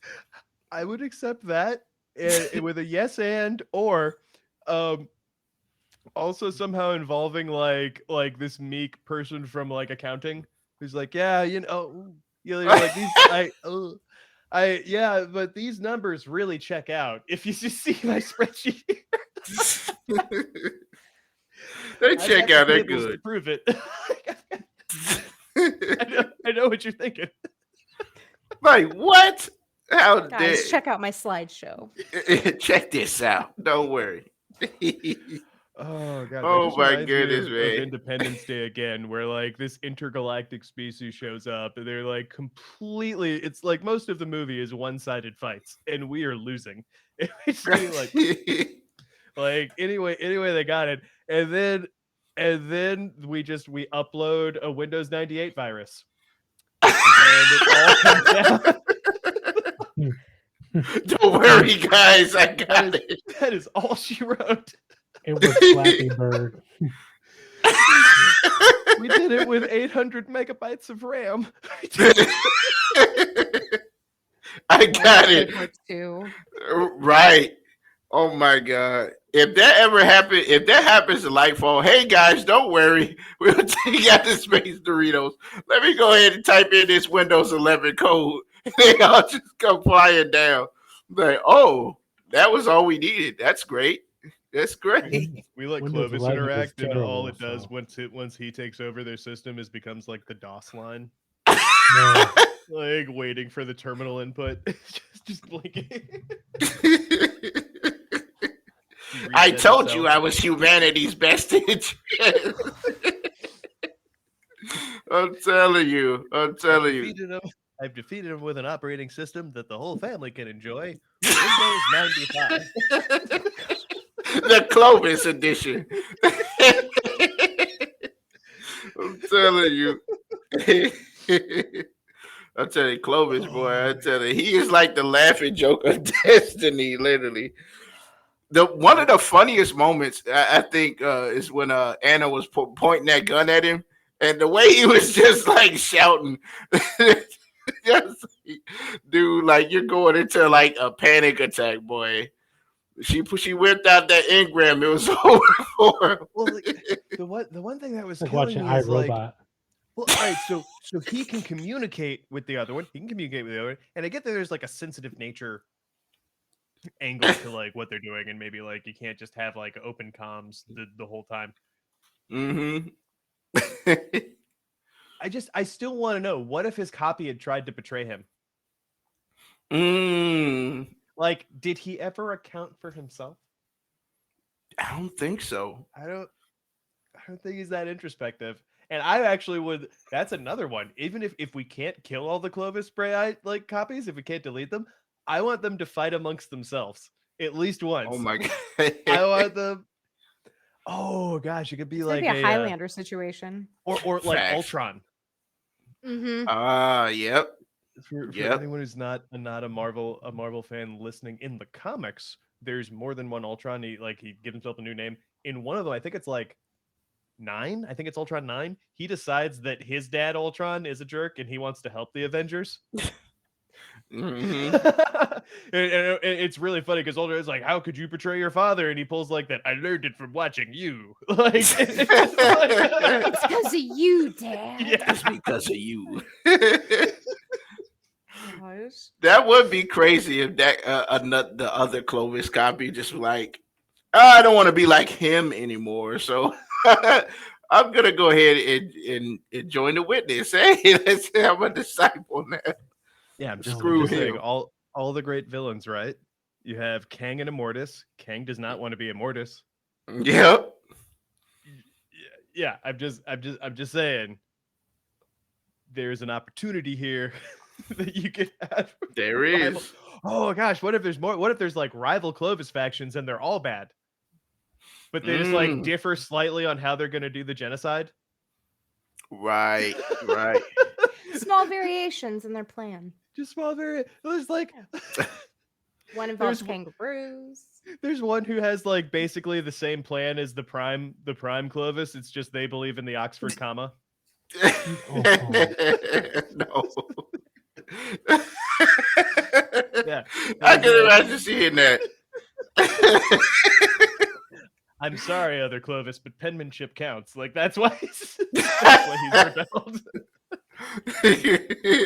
I can see that. I can see him doing that. But you know something though, we ne- there's one factor that I've seen that we talked about it a little bit. We saw it, which was the Conqueror that and Lysander. Where is he at? We know he got exiled, right? He's out there somewhere. We don't know where he's at, and is he still gonna make some kind of play of coming back? It was like, hey, you need me. You kicked me out of the tower now, but I'm back.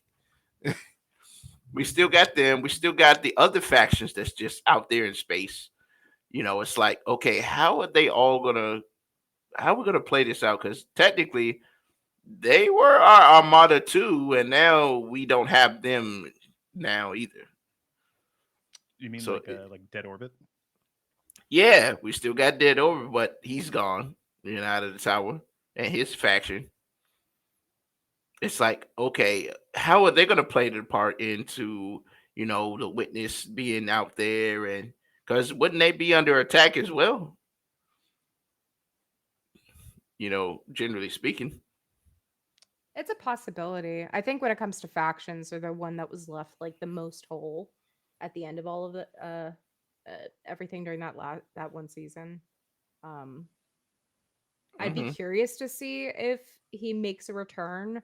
I'd be curious to see if he's working with Ikora in regards to information gathering, since he's Hmm. pretty much separated from the tower. Any of Mm. her um any of her associates, uh, because she's been honestly, I feel like Ikora's been doing so much, or it's been alluded to that Ikora's been doing so much behind the scenes this last year in Yeah. general, that I'm curious to see what it is that comes forward um in regards to information that's going to help us. Mhm.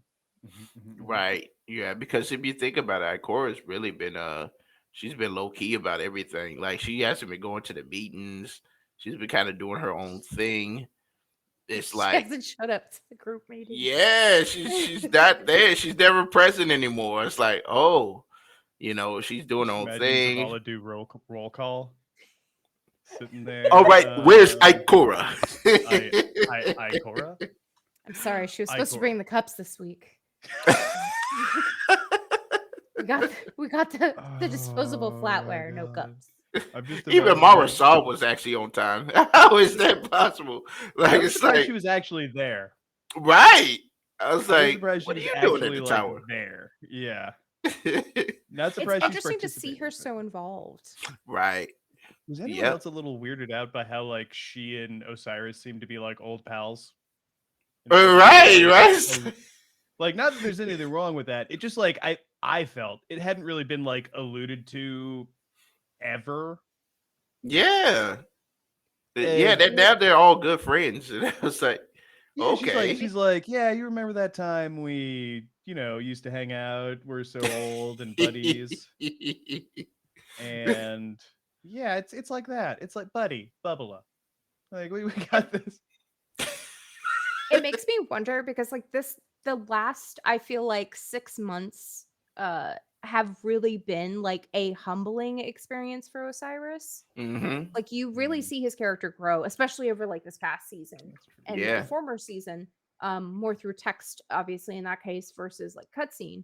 But the growth of his character, he's come out on the other side like much more humble. And I feel like Mara's dive into that humble pie started when Crow came back. Mm-hmm. Hmm. When she found out that Crow existed, from there, I feel like at least like character development wise, that might have been something that humbled her in such a way that she realized that her own intentions were not as important as the whole of everything else. Yeah. Yeah. It's something that can at least provide a measure of perspective, although that might be also me looking into things too deeply. But it's character development this year in particular Hmm. has been the most interesting because we've Absolutely. seen so much more of Zavala from an emotional standpoint versus his much more stoic attitude Hmm. in Persona. And you see a much more vulnerable character in that. You see a much more vulnerable character in almost everybody. Yeah. Um, it's everybody's kind of like losing this former, I'm not sure if ego is the right term for this, but they're the way that they either held each other or held themselves before to how they hold themselves now and how Hmm. priorities seem to have changed for a lot of people. Because look at Drifter. I mean, you can look at how he has changed a lot. He's kind of mentoring Ido in a way of saying, like, listen, you got to understand, things happen in the past, but that don't mean they're bad people. People change over time, and he's definitely grown as a character as well. And Crow, he's realizing, listen, yes, I may not be Aldrin, but I can make things right. You know, and now reopen the doors and potentially become the next Hunter Vanguard and try to lead. He's trying to make amends. He's realized I got to accept what happened, and now I got to move forward.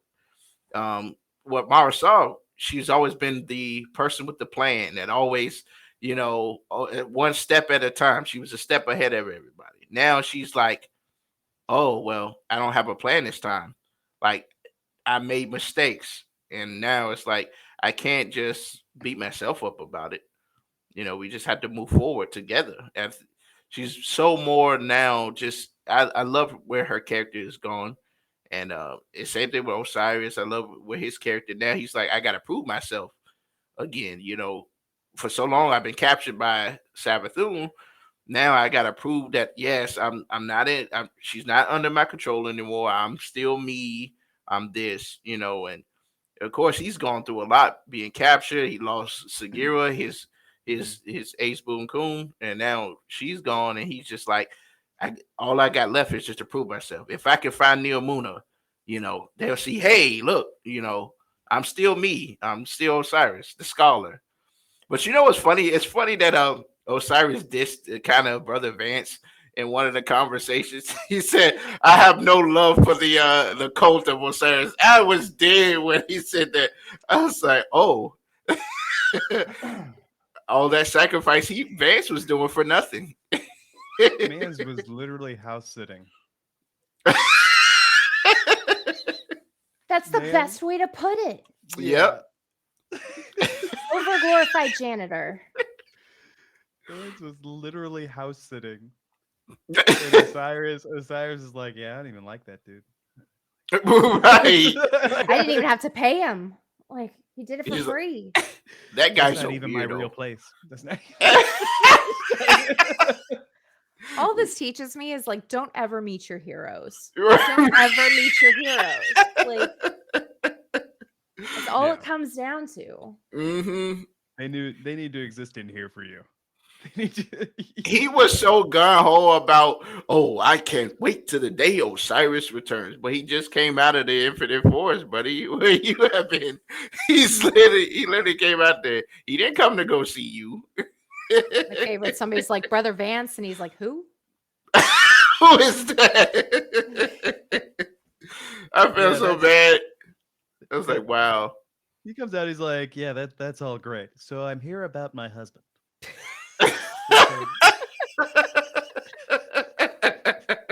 Yeah, that's great. Oh, And that's the funny thing about him is like he's been doing all of these things. He did decorated his place with Osiris. Oh, I can't wait for him to come back. He's gonna tell us everything and all of this stuff. And he's just like, oh, I have no love for them. got like the boy band poster next to his bed that he kisses every night. Exactly. That had me I dead. have all your books. I read all your teachings. What I love about that is it could be a poster of anything, and Brother Vance wouldn't know. Just Nope. and like not to be mean. I just want to say we all used to giggle about how his tablet never had anything on it.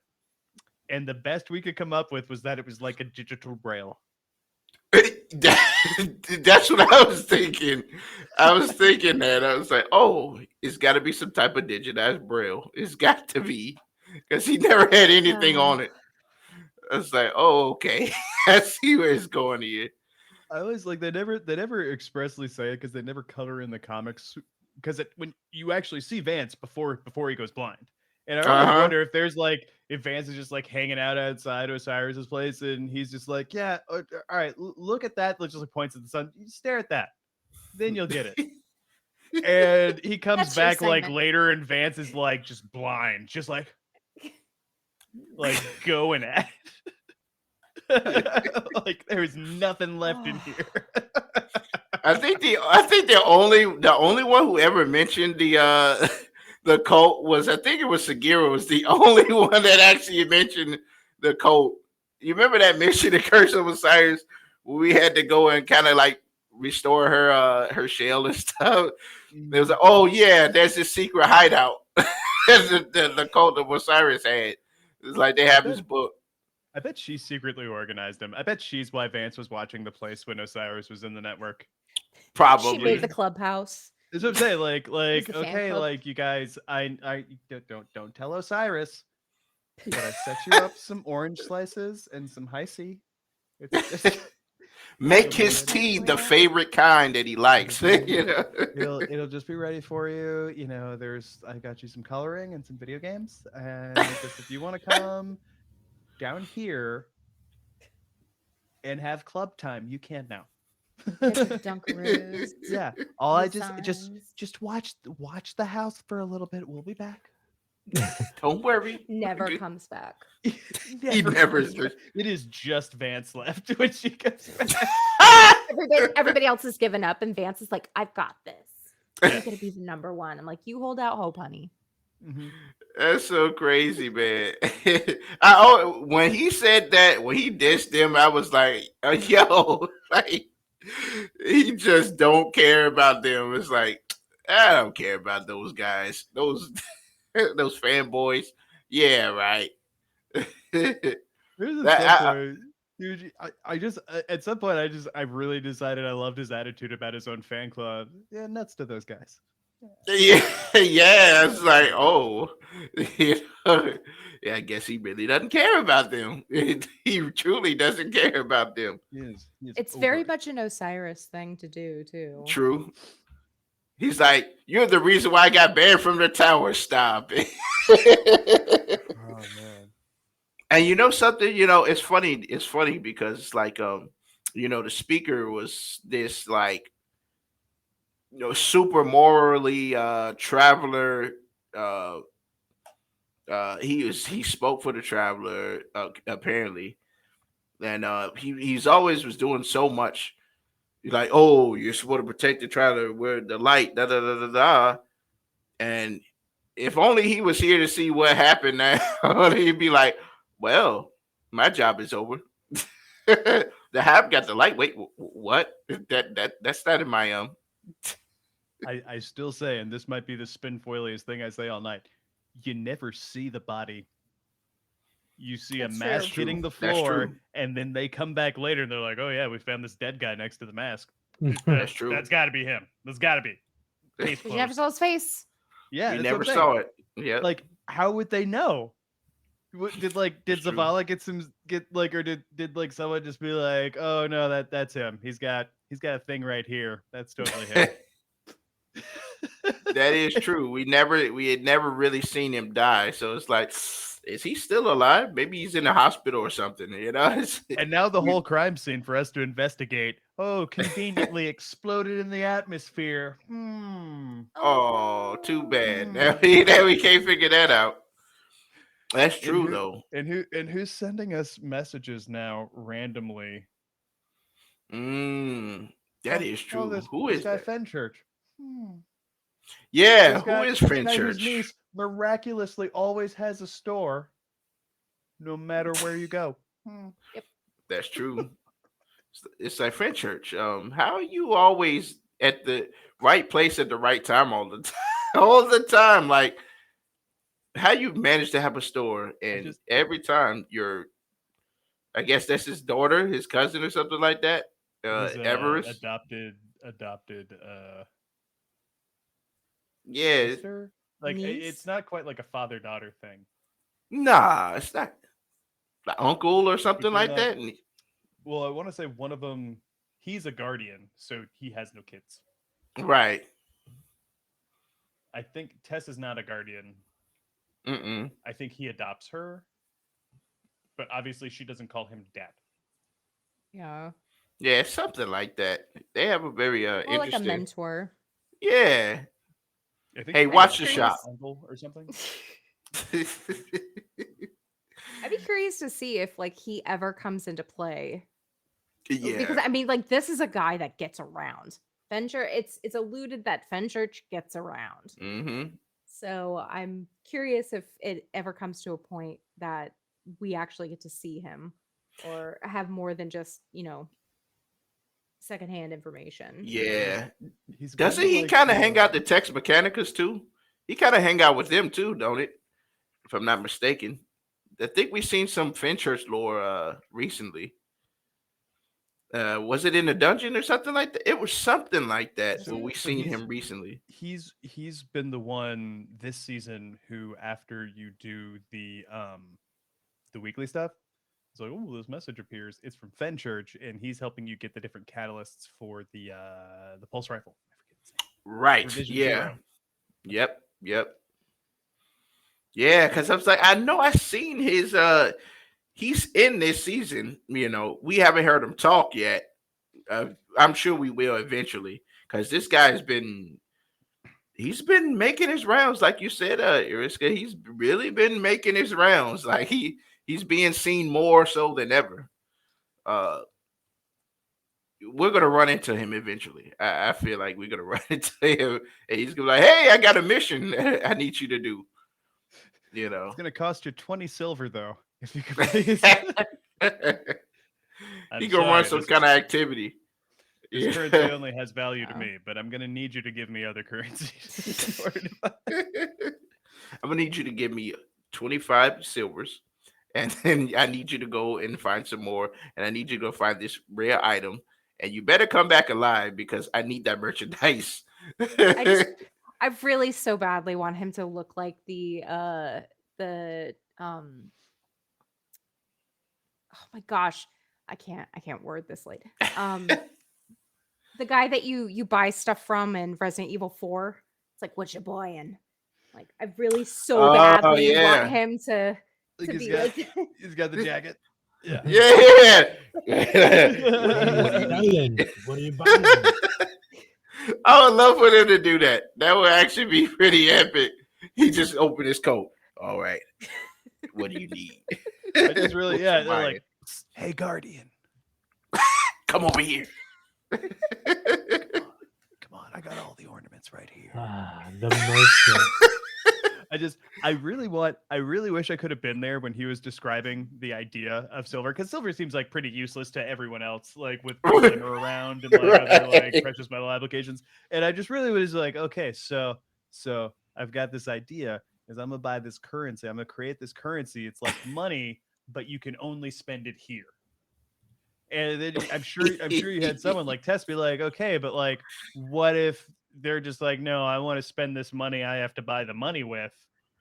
I don't want to. That's twice. That's extra steps. Why I can't? No, but this is good for here. It's like money, and It's it's good for good for here. Don't here. worry. Like, I just the whole concept is hilarious, and I'm trying to like wrap my head around its place like outside of a video game. Or maybe he's just sitting there like building his own like super collider, and he just needs all the silver. I can see that. Yeah, I always wanted to know that. I was like, okay, so he likes silver apparently, and that's the only thing that he's willing to trade instead of glimmer or things like that. I was like, okay, this guy is different, and oh yeah, his bright engrams. He's like, I'll give you 5 bright engrams. Don't worry. Yeah, he's a very interesting character. He's really been popping out. Definitely in the seasons, and it's gonna be interesting to see. That'd be funny if he's on Neomuna, and then like as you walking past, he's like, "Hey, Guardian, come here." He opens his trench coat. I got everything you need. How'd you get all that stuff? Don't worry about it. Oh my gosh, guys! I would also accept we go to the back of his ship and he just opens the trunk. It's just like it's just DVDs and Oh my gosh. He's gonna be selling Pokemon cards too. You ever seen Shrek Oh, 3? I got Shrek 3 right here. You got that? You got that Zavala exercise videotape? I got it right here. Oh no, he's Okay. got the version of cats with the buttholes. Oh no! Oh You can't get it no! anywhere else, just here. There's a premium on the market too. You really It's a premium. Don't worry about it. It's from just before the collapse.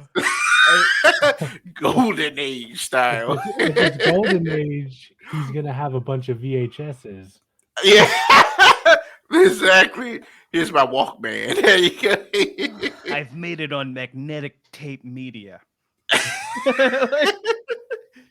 Also in Betamax. That's what the other part of the code is.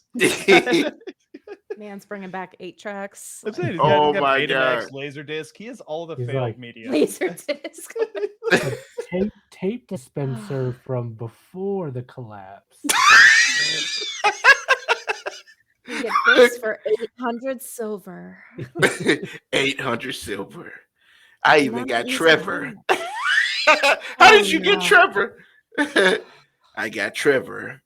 And then The you get it, small and then, version. and then you get it. It's a little like salt shaker shaped like Trevor. Just like an asterisk at the bottom of the advertisement that says not Mhm. actual size. Like Mhm. Yeah. Mhm. I gotta tell you, I feel like the Last City doesn't have advertising laws. I bet he just lies. I bet That's true. I haven't seen any billboards he's the type saying of guy you think you're getting a new car and it's an actual Toyota. made from Clovis braid technology.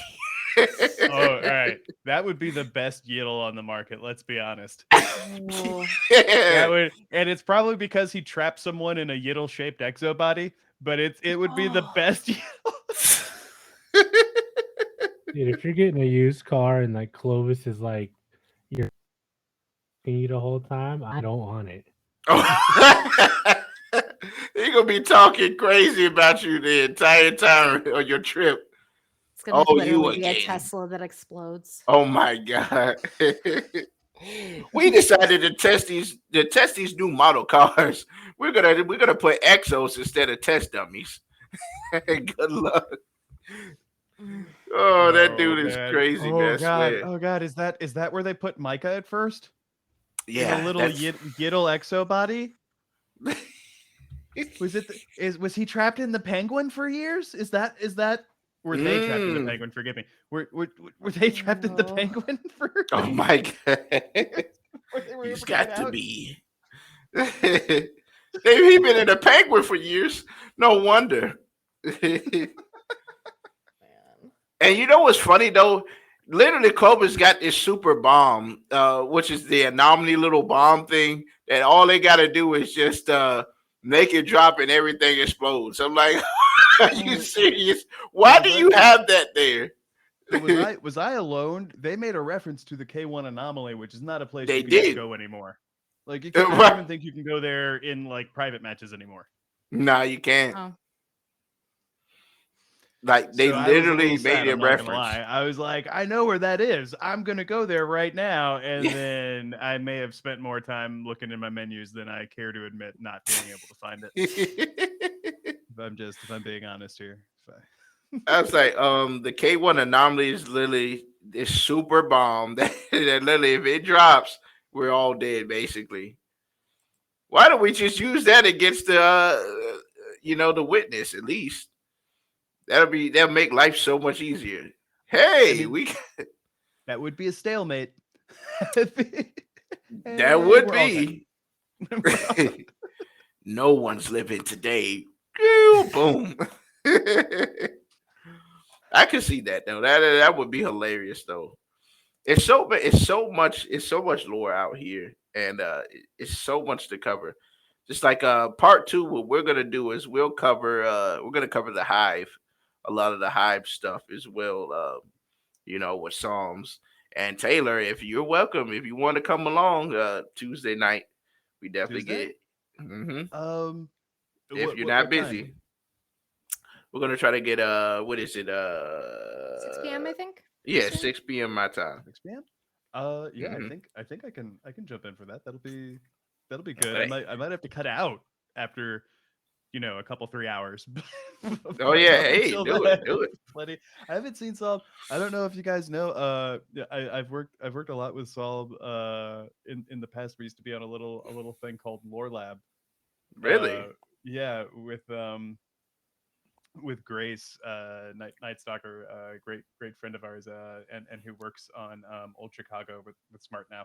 So yeah, just love the crew to death, and I'm so excited to be like on a show with him again. So like Oh yeah. yeah, That super show's gonna hyped. be classic for sure. This show is classic. That show gonna be just even more classic. Yeah, it's gonna be it's part two is gonna be really solid. We're gonna go into a lot of the hype stuff. Just the whole build ups and stuff like that. And I I do want to know. I wonder if we're gonna be able to go to the high like the Cabal homeworld sometime in the future and Sword take battle. that back. Yeah, that would be cool. That would be cool. I You would know. love to honestly see us. Hope is that there is a Destiny 3 in the future. My hope hmm is that we leave Soul. Yeah. We have these abilities. Once Soul is safe and secure, there's no reason for us not to, be helping the individuals that we've made allies of. hmm I would love to do that because I feel like there's so much out there that we don't know about. Where did the witness come from? Where's his home world? What's coming that we don't know of that he knows about? You know What did he see to get that nickname? exactly. What did he exactly? What did he actually witness? It's an even larger horror on the horizon. Uh, to That'd your be point, that'd be Ariska. cool. We meet his people and it's like, yeah, he was always a crazy tycoon. How you doing? He's actually the smallest brother. He's not even like, you know, Oh God, it's Raditz. He's yeah. Raditz. Oh no, he's not even that strong. He's not. Um, Ariska, to your point though, since we did touch on the speaker tonight, one of the tenets of the speaker that they always withhold from everyone, but we know a little extra medley is the traveler will leave. Yeah. Yes. Yeah, True so to Yeah. I its think name. True to yeah. its name. Well, I think we as the Guardian will hit a place where, like in story, we'll have to make a decision. Do we follow the traveler? Because the farther you get away from the traveler, we've learned in the past, or guardians have learned in the past, the farther you get away from traveler, like your ghost starts to wane. Mhm. Without hmm I'm guessing like if there's ambient collection of light or something like it's losing its connection maybe. Oh. Um. Cell So signals real bad. well, but like Yeah. to that point though, like if you don't follow it, you probably stop being guardian. Yeah. So hmm I feel like there's gonna be guardians, whether it's the guardian or not, who are gonna follow. Right. But you know something too, though. Uh, if we look back, because even Sabathun was trying to seal it. What would have happened if she would have actually been successful? Would we have lost the light, or would well, only the Lucent Hive would have the light? That's the Well, interesting thing. I'm gonna punt this over to Ariska, but like my first thought is, well, like she wouldn't have lost it unless she was gonna hide in the throne world too. Because I want to say the cradle that she makes on Mars is to like almost like trick it hmm into thinking it's safe by making it Yeah. safe. Like it's yeah. Basically using her powers of deceit to make it think that it's like this is where it's supposed to be, and in doing so, technically keeping it safe and it not, nothing, no harm coming to it. Essentially, I'm very curious to see like if she does what I'm going to make the assumption that she is coming back. I don't see any path forward where we don't see her returning, Mm-hmm. but her intention keeping it safe, she saw that as the only option. That was the only option in her mind that was going to work out. Do you guys Yeah. think? Do you guys think there will be room in there for? Because like one of the things we didn't know at the beginning of that DLC was like why there were these tears in time, Mm-hmm. and like part of what I'm starting to think is, the Traveler was just reformed, might still be out of it, might still not all be like have all its wherewithal and what have you. So is that to make the Traveler think like, oh, is that I thought I stopped by Mars, but it looks like I was never there. Like timing a back. Like I better get on that. Is my face going to be red when Mm-hmm. when the other stuff comes in? So like that's one. But two, to that point, that made me realize the Traveler speaks for itself now. So that It does. it Yeah. we have not heard it speak since the end of the D2 campaign. But Roke has heard it speak. Well, Because you remember that yes, ghost that he was talking to, right? yes, I very much agree with that, but just like as an IT guy, I'm also like, okay, that could just be a protocol, just being like, Right, so, right. Yeah. Yeah, that's true.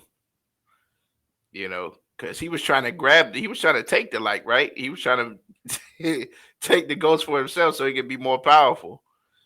And he was like, no. I really thought though, like when the Traveler was giving us all these like sweet like mind control ships and hawk moons and like all the cool stuff, she would say something. Right. You would Yeah. think. Yeah, she said nothing. So Nothing. I'm interested to see how that goes, especially as we approach the end. Do you think she's going to talk at least finally soon? Now that the witness get out of his prison that he's in? I would say if she doesn't, it's because it's going to be for a story reason. Like if she Yeah. loses her voice or loses her ability to talk, I feel like it's going to be one of those things like, oh, like she's trying to, she's trying to communicate with us and she can't. We can do it this other way now. If like they can't find the same actor or whatever like real world reason they might have Mm-hmm. to dictate that. But I think she's going to communicate as whether she can speak to us or not.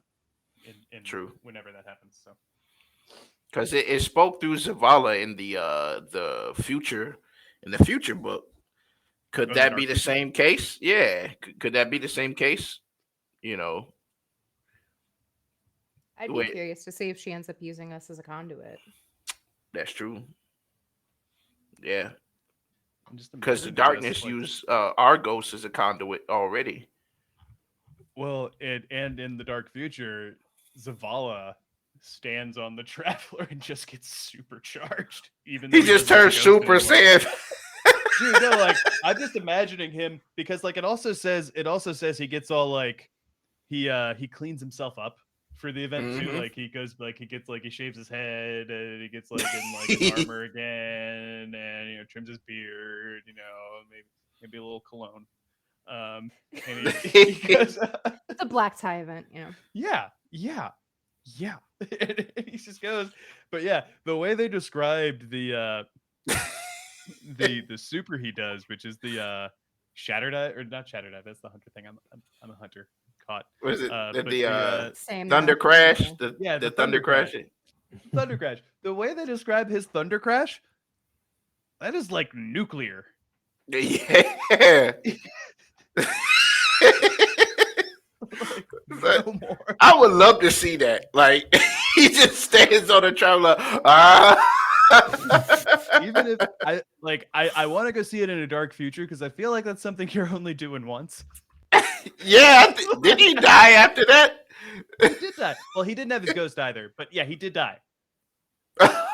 It's like, that's one crash that he'll never forget. I mean, yes and no. He'll remember it the rest of his life. This one's for Ikora. Guardian. Still, I'm not saying they have to be romantically involved, but I want there to be some nod that they are soulmates. Because I would love that. I would love that. I don't need them to be romantic. I don't need that specifically. I think it would work, but I don't need that. But dude, they are so soulmates. They are so They're balanced. Their balance to each other is they literally smooth each other out. Especially, and like that showed during the Forsaken campaign after we lost Cade, the two of them standing around his body. Like despite how they felt about the situation, they were both able to keep each other in check to a degree. Yeah, they're like we got each other, you know. Now we just got each other. We don't have Cade anymore. That was one of the things I always like, because I thought that alluded to like a stronger relationship. And people were like, no, the writers just said they're just friends, and like, okay, you can still be, the best of friends, or like even like extend into family without there being like a romantic end of it. Like, I'm still here for it. I still think that's great. Yeah, I'm still here for it for sure. There's a conversation that I remember Ikora having with Zavala, them discussing like if they were going to continue the Vanguard, and just the fact that they have worked alongside each other for so long, and the fact that they are as candid as they are with one another, that is a level of trust that you don't see them with anyone else. Yeah.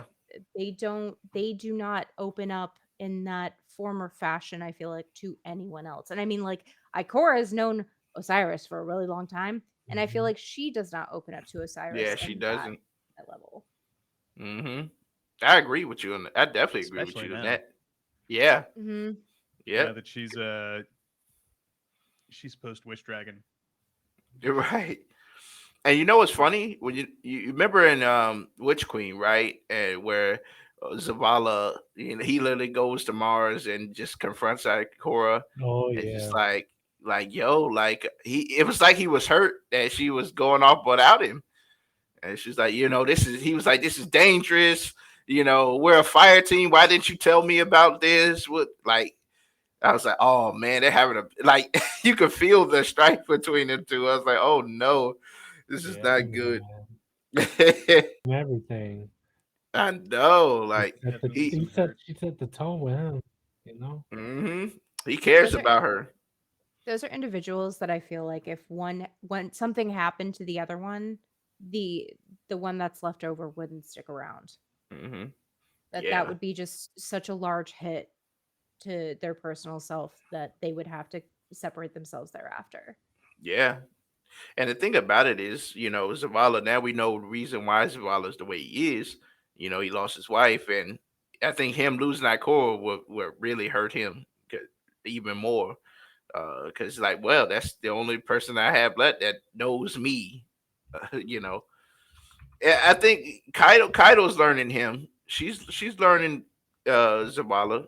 They've gone through ups and downs, and she understands him as who he is, and that's the cool thing about their friendship is like they understand each other as warriors and as friends. She understands how he is, and he understands how she is. He's like, listen, you have a heart, Kaido.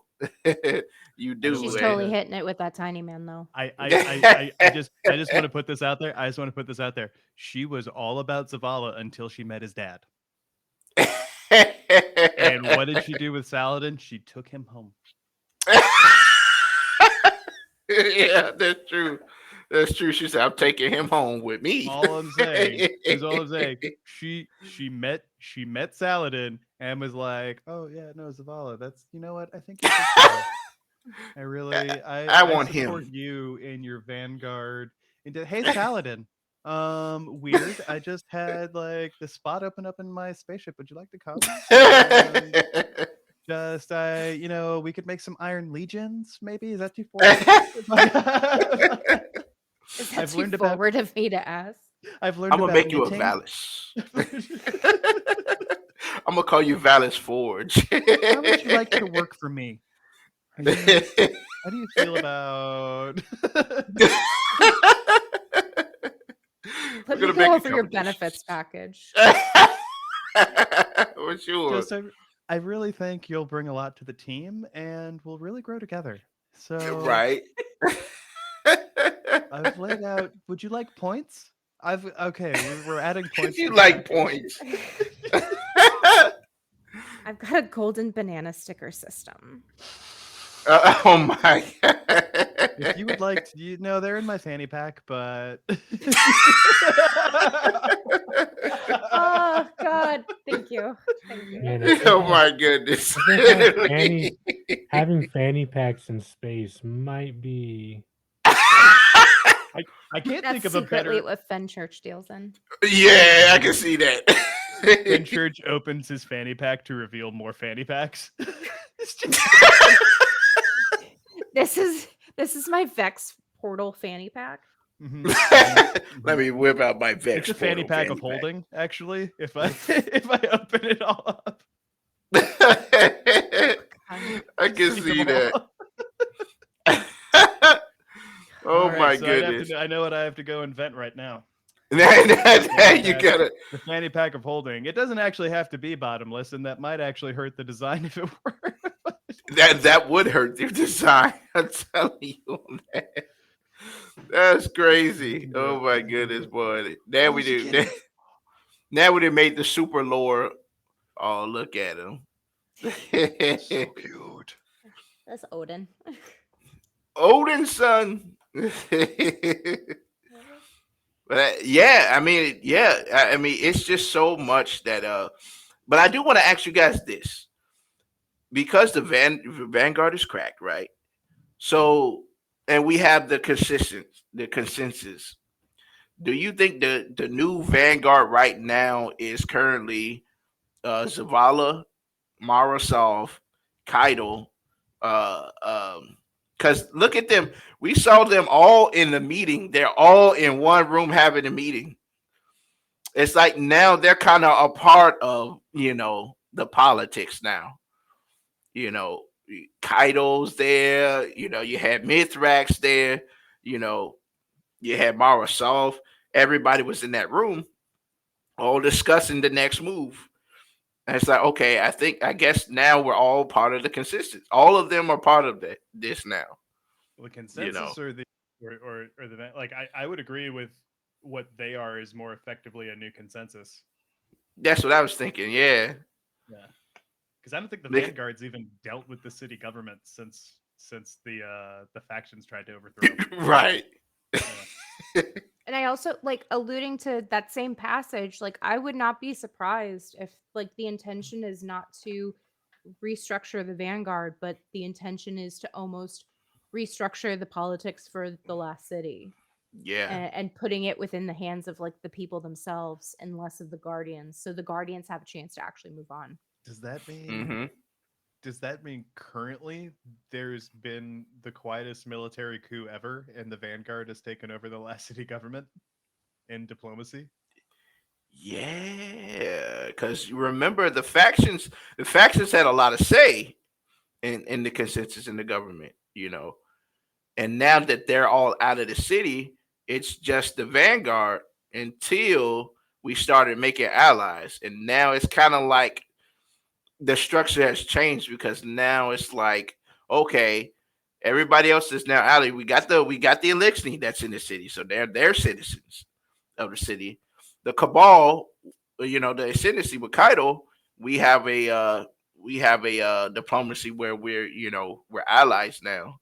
So we already seeing, cabal, they're chilling at our station, our little spaceship, guarding everything. They're doing their thing. So it's like, okay, we're more connected now. Where it's like, okay, we're the last city. All of us are part of this now. Instead of just like this faction, we're all a part of it. So it's like, okay, we now got to all manage together how we're gonna go forward, how we're gonna attack, what's our battle plans. Because we know the witnesses out here. We got to protect all of our borders now. So it's like it's kind of like that where it's like, okay, we got rid of the factions for a reason because now our new factions are our allies. They are the new consensus. They're the new body of government, you know. And it's like, okay, we answer to the Vanguard, of course, but when we have these meetings, it's everybody else. It was like, oh. And then we still have the Dark Vanguard, which is, Eris, Drifter, and Elsie. So it's like we still got them, and then we got them, and now the new players in the game, the Cloud Striders. So I was like, okay, how are they going to fit into our whole government? You know, it's going to be interesting. It really is interesting. Yeah, because they have their own body of government. They're like, well, the Vanguard. Who is the Vanguard? You know. We get there and they're like, "Yeah, I'm sorry, we don't recognize where you're from." And she gets out. Yeah, ooh, Where's your ID? that is not a country that we. Ooh, Unfortunately, Hmm. we don't recognize your yeah, guys. I'm sorry. You look kind of like us, but we're not. We don't recognize you. I'm gonna say that you're not a government and that this is a joke. So goodbye. Just click, hang up on them, Get straight out of hang up. here. Yeah, yeah, because it's like, are we gonna clash heads with them eventually? I Like, feel listen, like we came here to help you. You if know. they've been neutral this whole time, they are not going to be happy anyone from Earth showing up. Just not even once. The fact that they've been hidden the entire time, like the fact that they have been able to Hmm. dodge everything, because Yeah. we're sitting here with the idea, like these guys continued to flourish through the golden age, Yep. and there was no interruption in how they grew. That's true. Uh, they're the most neutral party. It's I like, feel oh, like your city's gone. Okay. You know? well, what I'm really interested to see is not only them, but maybe even that pacifist colony that the some fan favorite Iron Lords like to Oh hang out yeah, with out in Hmm. the Kuiper out Belt. at the end of Yeah. the thing. Yeah, so like they've managed to stay neutral and hide. This new colony that seems to be a little more connected to the Golden Age Earth seems to be connected and hidden. We all Hmm. know if we've read the Mara what Mara thinks of people who abandon Earth when the darkness Hmm. comes in. So I'm really interested to see her reaction to these guys. It would be 'Cause, Yeah. interesting if a portion of the campaign was us having to go out and collect these factions to bring them back. you know, Hmm. to your point, I really like. I think you said this a long time ago. At this point, maybe an hour ago, but I would love to see Lysander come back because he was banned by a government Right. that no longer exists. Exactly.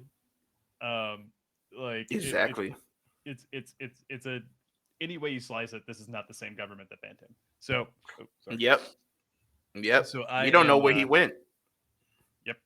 Well, there was Lysander's Cry in Hmm. D1. He was like calling out to you at the end of D1. I think that was Rise of Iron. He was kind of like, Yeah. "Hey, like I'm waiting. I'm out here. They've told you a lot about me." Hmm. I had a theory I think back on the show in like the early days of the show where it was basically like sympathy for Lysander. Well, it's if everyone involved is corrupt, is the story about this person who fought against these people who end up being corrupt, like are they Yeah. actually bad? Is what we hear Exactly. about them actually true? Um and I'm kind of disappointed. Like I would like for it to come up again because I would also like to ask Osiris about that. Because he was there, and that's the thing. It's like the what's his name, the speaker. He kind of like ostracized him, and like it's like, oh, he's speaking blasphemous things. I don't want him here. He's trying to plan. He plot certain things, and he was the one that kind of shooed him off. But we didn't really get to like what was his point. What was he trying to say? The reason why you wanted to get rid of him like that. Mm. You know, we never got that. and he knows about us. He knows about our victories. He knows of what we've done, and he's like, "Hey, I'm here. Come, come. Let." And because he's pretty much like, "You guys gonna need me one day," I and now is the time, for him to show up. well, it's one of those things because in the comics, when they sort of touch on that from a little bit from Osiris' perspective, they touch on that Hmm. time. They don't even list Lysander. Well, like I think they like touch upon Yep. it. Like Lysander and the Concordat, like and Yeah. it's you never actually see it happen. You just see the consequences of what happened. Exactly. Well, here's the thing though. From that perspective of the story, Osiris is being told about it. He wasn't even there when that stuff was happening. Mm. Like as far Yep. as if all you're going off of is like that as like what you think happened throughout the story, like even the parts where it skips time, he didn't even Hmm. bother going to see what these accusations were. So now I start to wonder, like, well, did he actually say that? Right. Did Lysander actually like pull that stuff, or was that just a ploy? Was he disposable in the speaker's?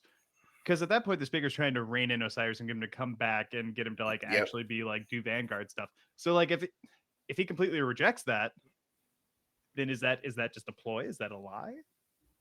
This is a pretty That's what bloody I want to lie, know. though, if true. Like, If that's the case, you well, and know. it's sorry, just to round it off. What gets me that is it's New Monarchy who replaces them, and New Monarchy who Yeah. puts them down. So now I'm just wondering is like he's like, all right, well it didn't work, but you Monarchy guys, if you kick them out, that place is yours.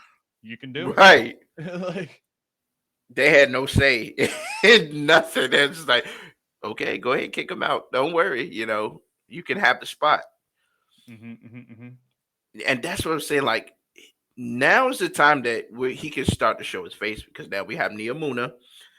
And now, because they are exiled out of the tower, they can't come back, but they can go to Neomuna and work with them. So it's like there's gonna be. I feel like there's a lot of secrets, especially with Callus going to Neomuna. We're going to Neomuna. That kind of opens them up to the rest of the world. It's like, oh hey, these guys been existing since the golden age, man. Since the collapse, they've been here, they've been established, they got a lot of resources, they're ready to fight and they're doing their thing. And like you said, I wonder what Mara Salva is gonna think about that because she was like, oh well, we was still in the singularity during that time and they was doing their tributary, thing. yeah. Uh-huh. And you know what's funny?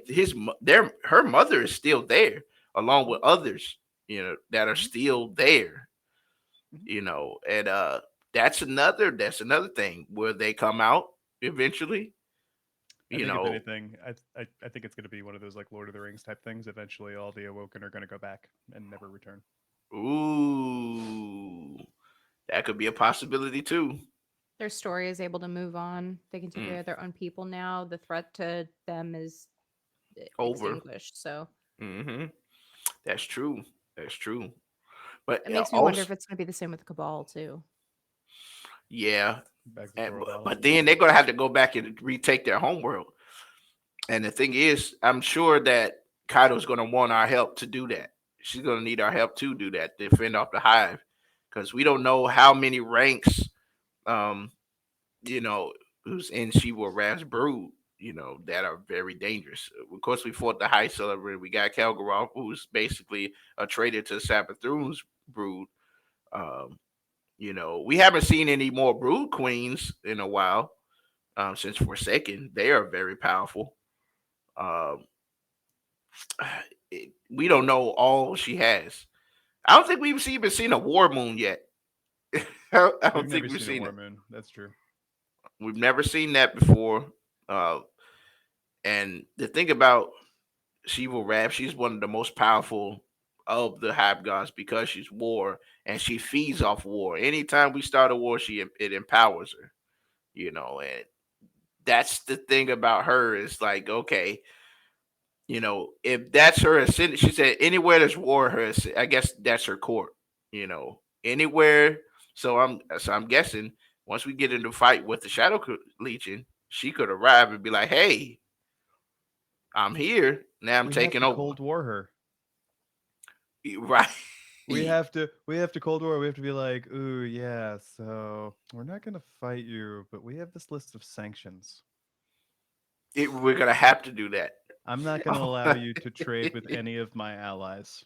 No trading.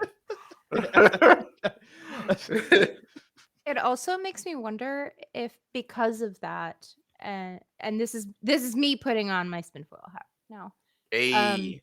if Savathun comes back, Hmm. she could honestly do what she does best. And instead of doing what she was intending to do to the traveler, she could do that to Zivu Wrath. True. Yeah. Yeah. And Mm, that's interesting. She I could like do it. that because who better knows she will rap than her sister? That's the ultimate trump card right there. Hmm. If we can revive her and get her to be able to say, "Hey, look, we need your help against your sister." She's plotting this. She's going to invade Earth because I really have a bad feeling that Zero Rap is going to invade Earth along with Callus. There's no way we're leaving Earth defenseless while Zero Rap is still there. We're chasing Callus. You know, the witness is really trying to get us. And it's like, I don't think that's a good move. We're literally leaving we're literally leaving Earth and the last city behind. And who knows if Zero Rap gonna just come through and be like, okay, we're invading the last city. It's over for you guys. I'm just really gonna laugh if she plans this whole thing, like this whole invasion. She gets down, but like she gets bad directions, so she lands at like bombed out UK, Oh God. like completely destroyed London, Ohio. Like just completely. Shows up and nobody's there. Like everybody's bells and whistles and they're ready to go and nobody's there. Nobody's there. There is some rubble. I think there might be a shrubbery down the lane. Like this is just done. Like She could be like, oh, Callus must have got there before I did. Tiny little freestanding porta potty off to the side that somehow lasted. it has a hole blasted through it. Yeah, backside. She just like leans over and you get a shot like through the center of her like checking it out. I really want now her to show up and just like we cut and run, just burned everything down. Just like I don't know. Where did they go? Like I'm getting reports they're on Tora. They're squatting in Tora Bottle now. They're not. Oh no. Everybody get back in the car. Just go. Just Let's go. turn this invasion around. Gotta load the kids back up in the soccer van. All right, Just get out of here. no. Orange slices are for halftime. We didn't even play. It's for halftime, people. Don't Yes, we worry. can still go to Pizza Hut after, but there's no. That was for the game. No, listen, Pizza Hut is for winners. Which kind? For facts. So what we're gonna do is we're gonna cut it off for part one here. But I do want to get everybody. I appreciate all y'all for joining for part one, and we still got more to come on Tuesday. So we're gonna kick it off. Doing what we do best. Everybody's gonna be here, all hands on deck. So I appreciate you guys. I appreciate all my viewers and Big Ants Gaming, all of you guys in the chat. I appreciate y'all for kicking it, hanging with us, having a good time, man. This has definitely been a good time with the Lord panel for sure. And I appreciate all of you guys for sure. So the last but not least, we do the last thing is the floor is yours, and we tell everybody where they can find you and what you got going on. So first things first is Iriska. What's going on? How can they follow you? And the floor is yours. You can find me on Twitch, Twitter, uh, YouTube, and TikTok at Risk of Place. Hey, I'm awesome, usually awesome, streaming awesome. like Tuesday through Friday, so Hey, catcher, she's really good, man, and she be killing it in Genshin Impact for sure. She's official. So my main man Taylor, where can they find you, my main man? You can currently find me on or if you find me, you can still find me on every free episode, which was all of them of Spinful Theory podcast on every pod thing that you love. We're on all of them. I did the woomph. I sent it out everywhere. Um, you can find me on Twitter at this is Red Leader LITRE, all one word, very clever name. You can find me sometimes on Twitch. I'm like I'm not even, I don't even say I'm like the Y of vowels on there. It's just like it's very few and far between, and you probably question like whether or not I was even there. But starting to do that, and then me and Lucy, my show partner, Lady Lucida, we have a new project in the works that I think in the next like month or so we're gonna have a drop for. So be on the lookout for that on all my socials. Ooh, awesome, awesome, awesome. And my main man, Agent Chavez, what's going on, man? How can they find you, sir? What's going on? So they can find me at Twitch at Agent Chavez underscore. Same for Twitter, Agent Chavez underscore. So, still relatively new. That is something that I'm going to continue doing. Sundays has kind of been like my for sure day where I do stuff. So, tomorrow or later today, since it's Sunday on the East Coast already, I'm going to be trying to do a couple of solo dungeon clears. So, Ooh, come say hi. hey, definitely say yeah. These guys are amazing people. So definitely go give them a follow, guys. And trust me, I love all these guys, man. They're great. They're solid, and go follow, man. They're wonderful. And you, of course, you can always find me right here on the P Carlo Gaming channel. Of course, like I said, stick around. Tuesday, we're gonna continue to promote the show, keep building up the hype. Tuesday is gonna be the finale of the special lore panel, so it's gonna be great. We're gonna have my main man Psalms Labs on there, along with all the wonderful faces that you see here. They're all gonna be on there too. So it's gonna be a great show. We can kick it, have fun. We're gonna have a good time. So it's gonna be great. And I appreciate all you guys. And of course, on Twitter, you can always find me on P Carlo Gaming 2. And come follow me, man. I always post stuff. I always try to stream a little bit. I'm trying to get back into the streaming. I stream some more Destiny, some Overwatch and all that good stuff. So yeah, definitely follow me on there. And I appreciate you, Big Ants Gaming. Everybody, Victoria, I appreciate all of you guys. Gucci for coming through. Roscoe, appreciate you. Everybody, I appreciate y'all for coming through. Thanks, Neo.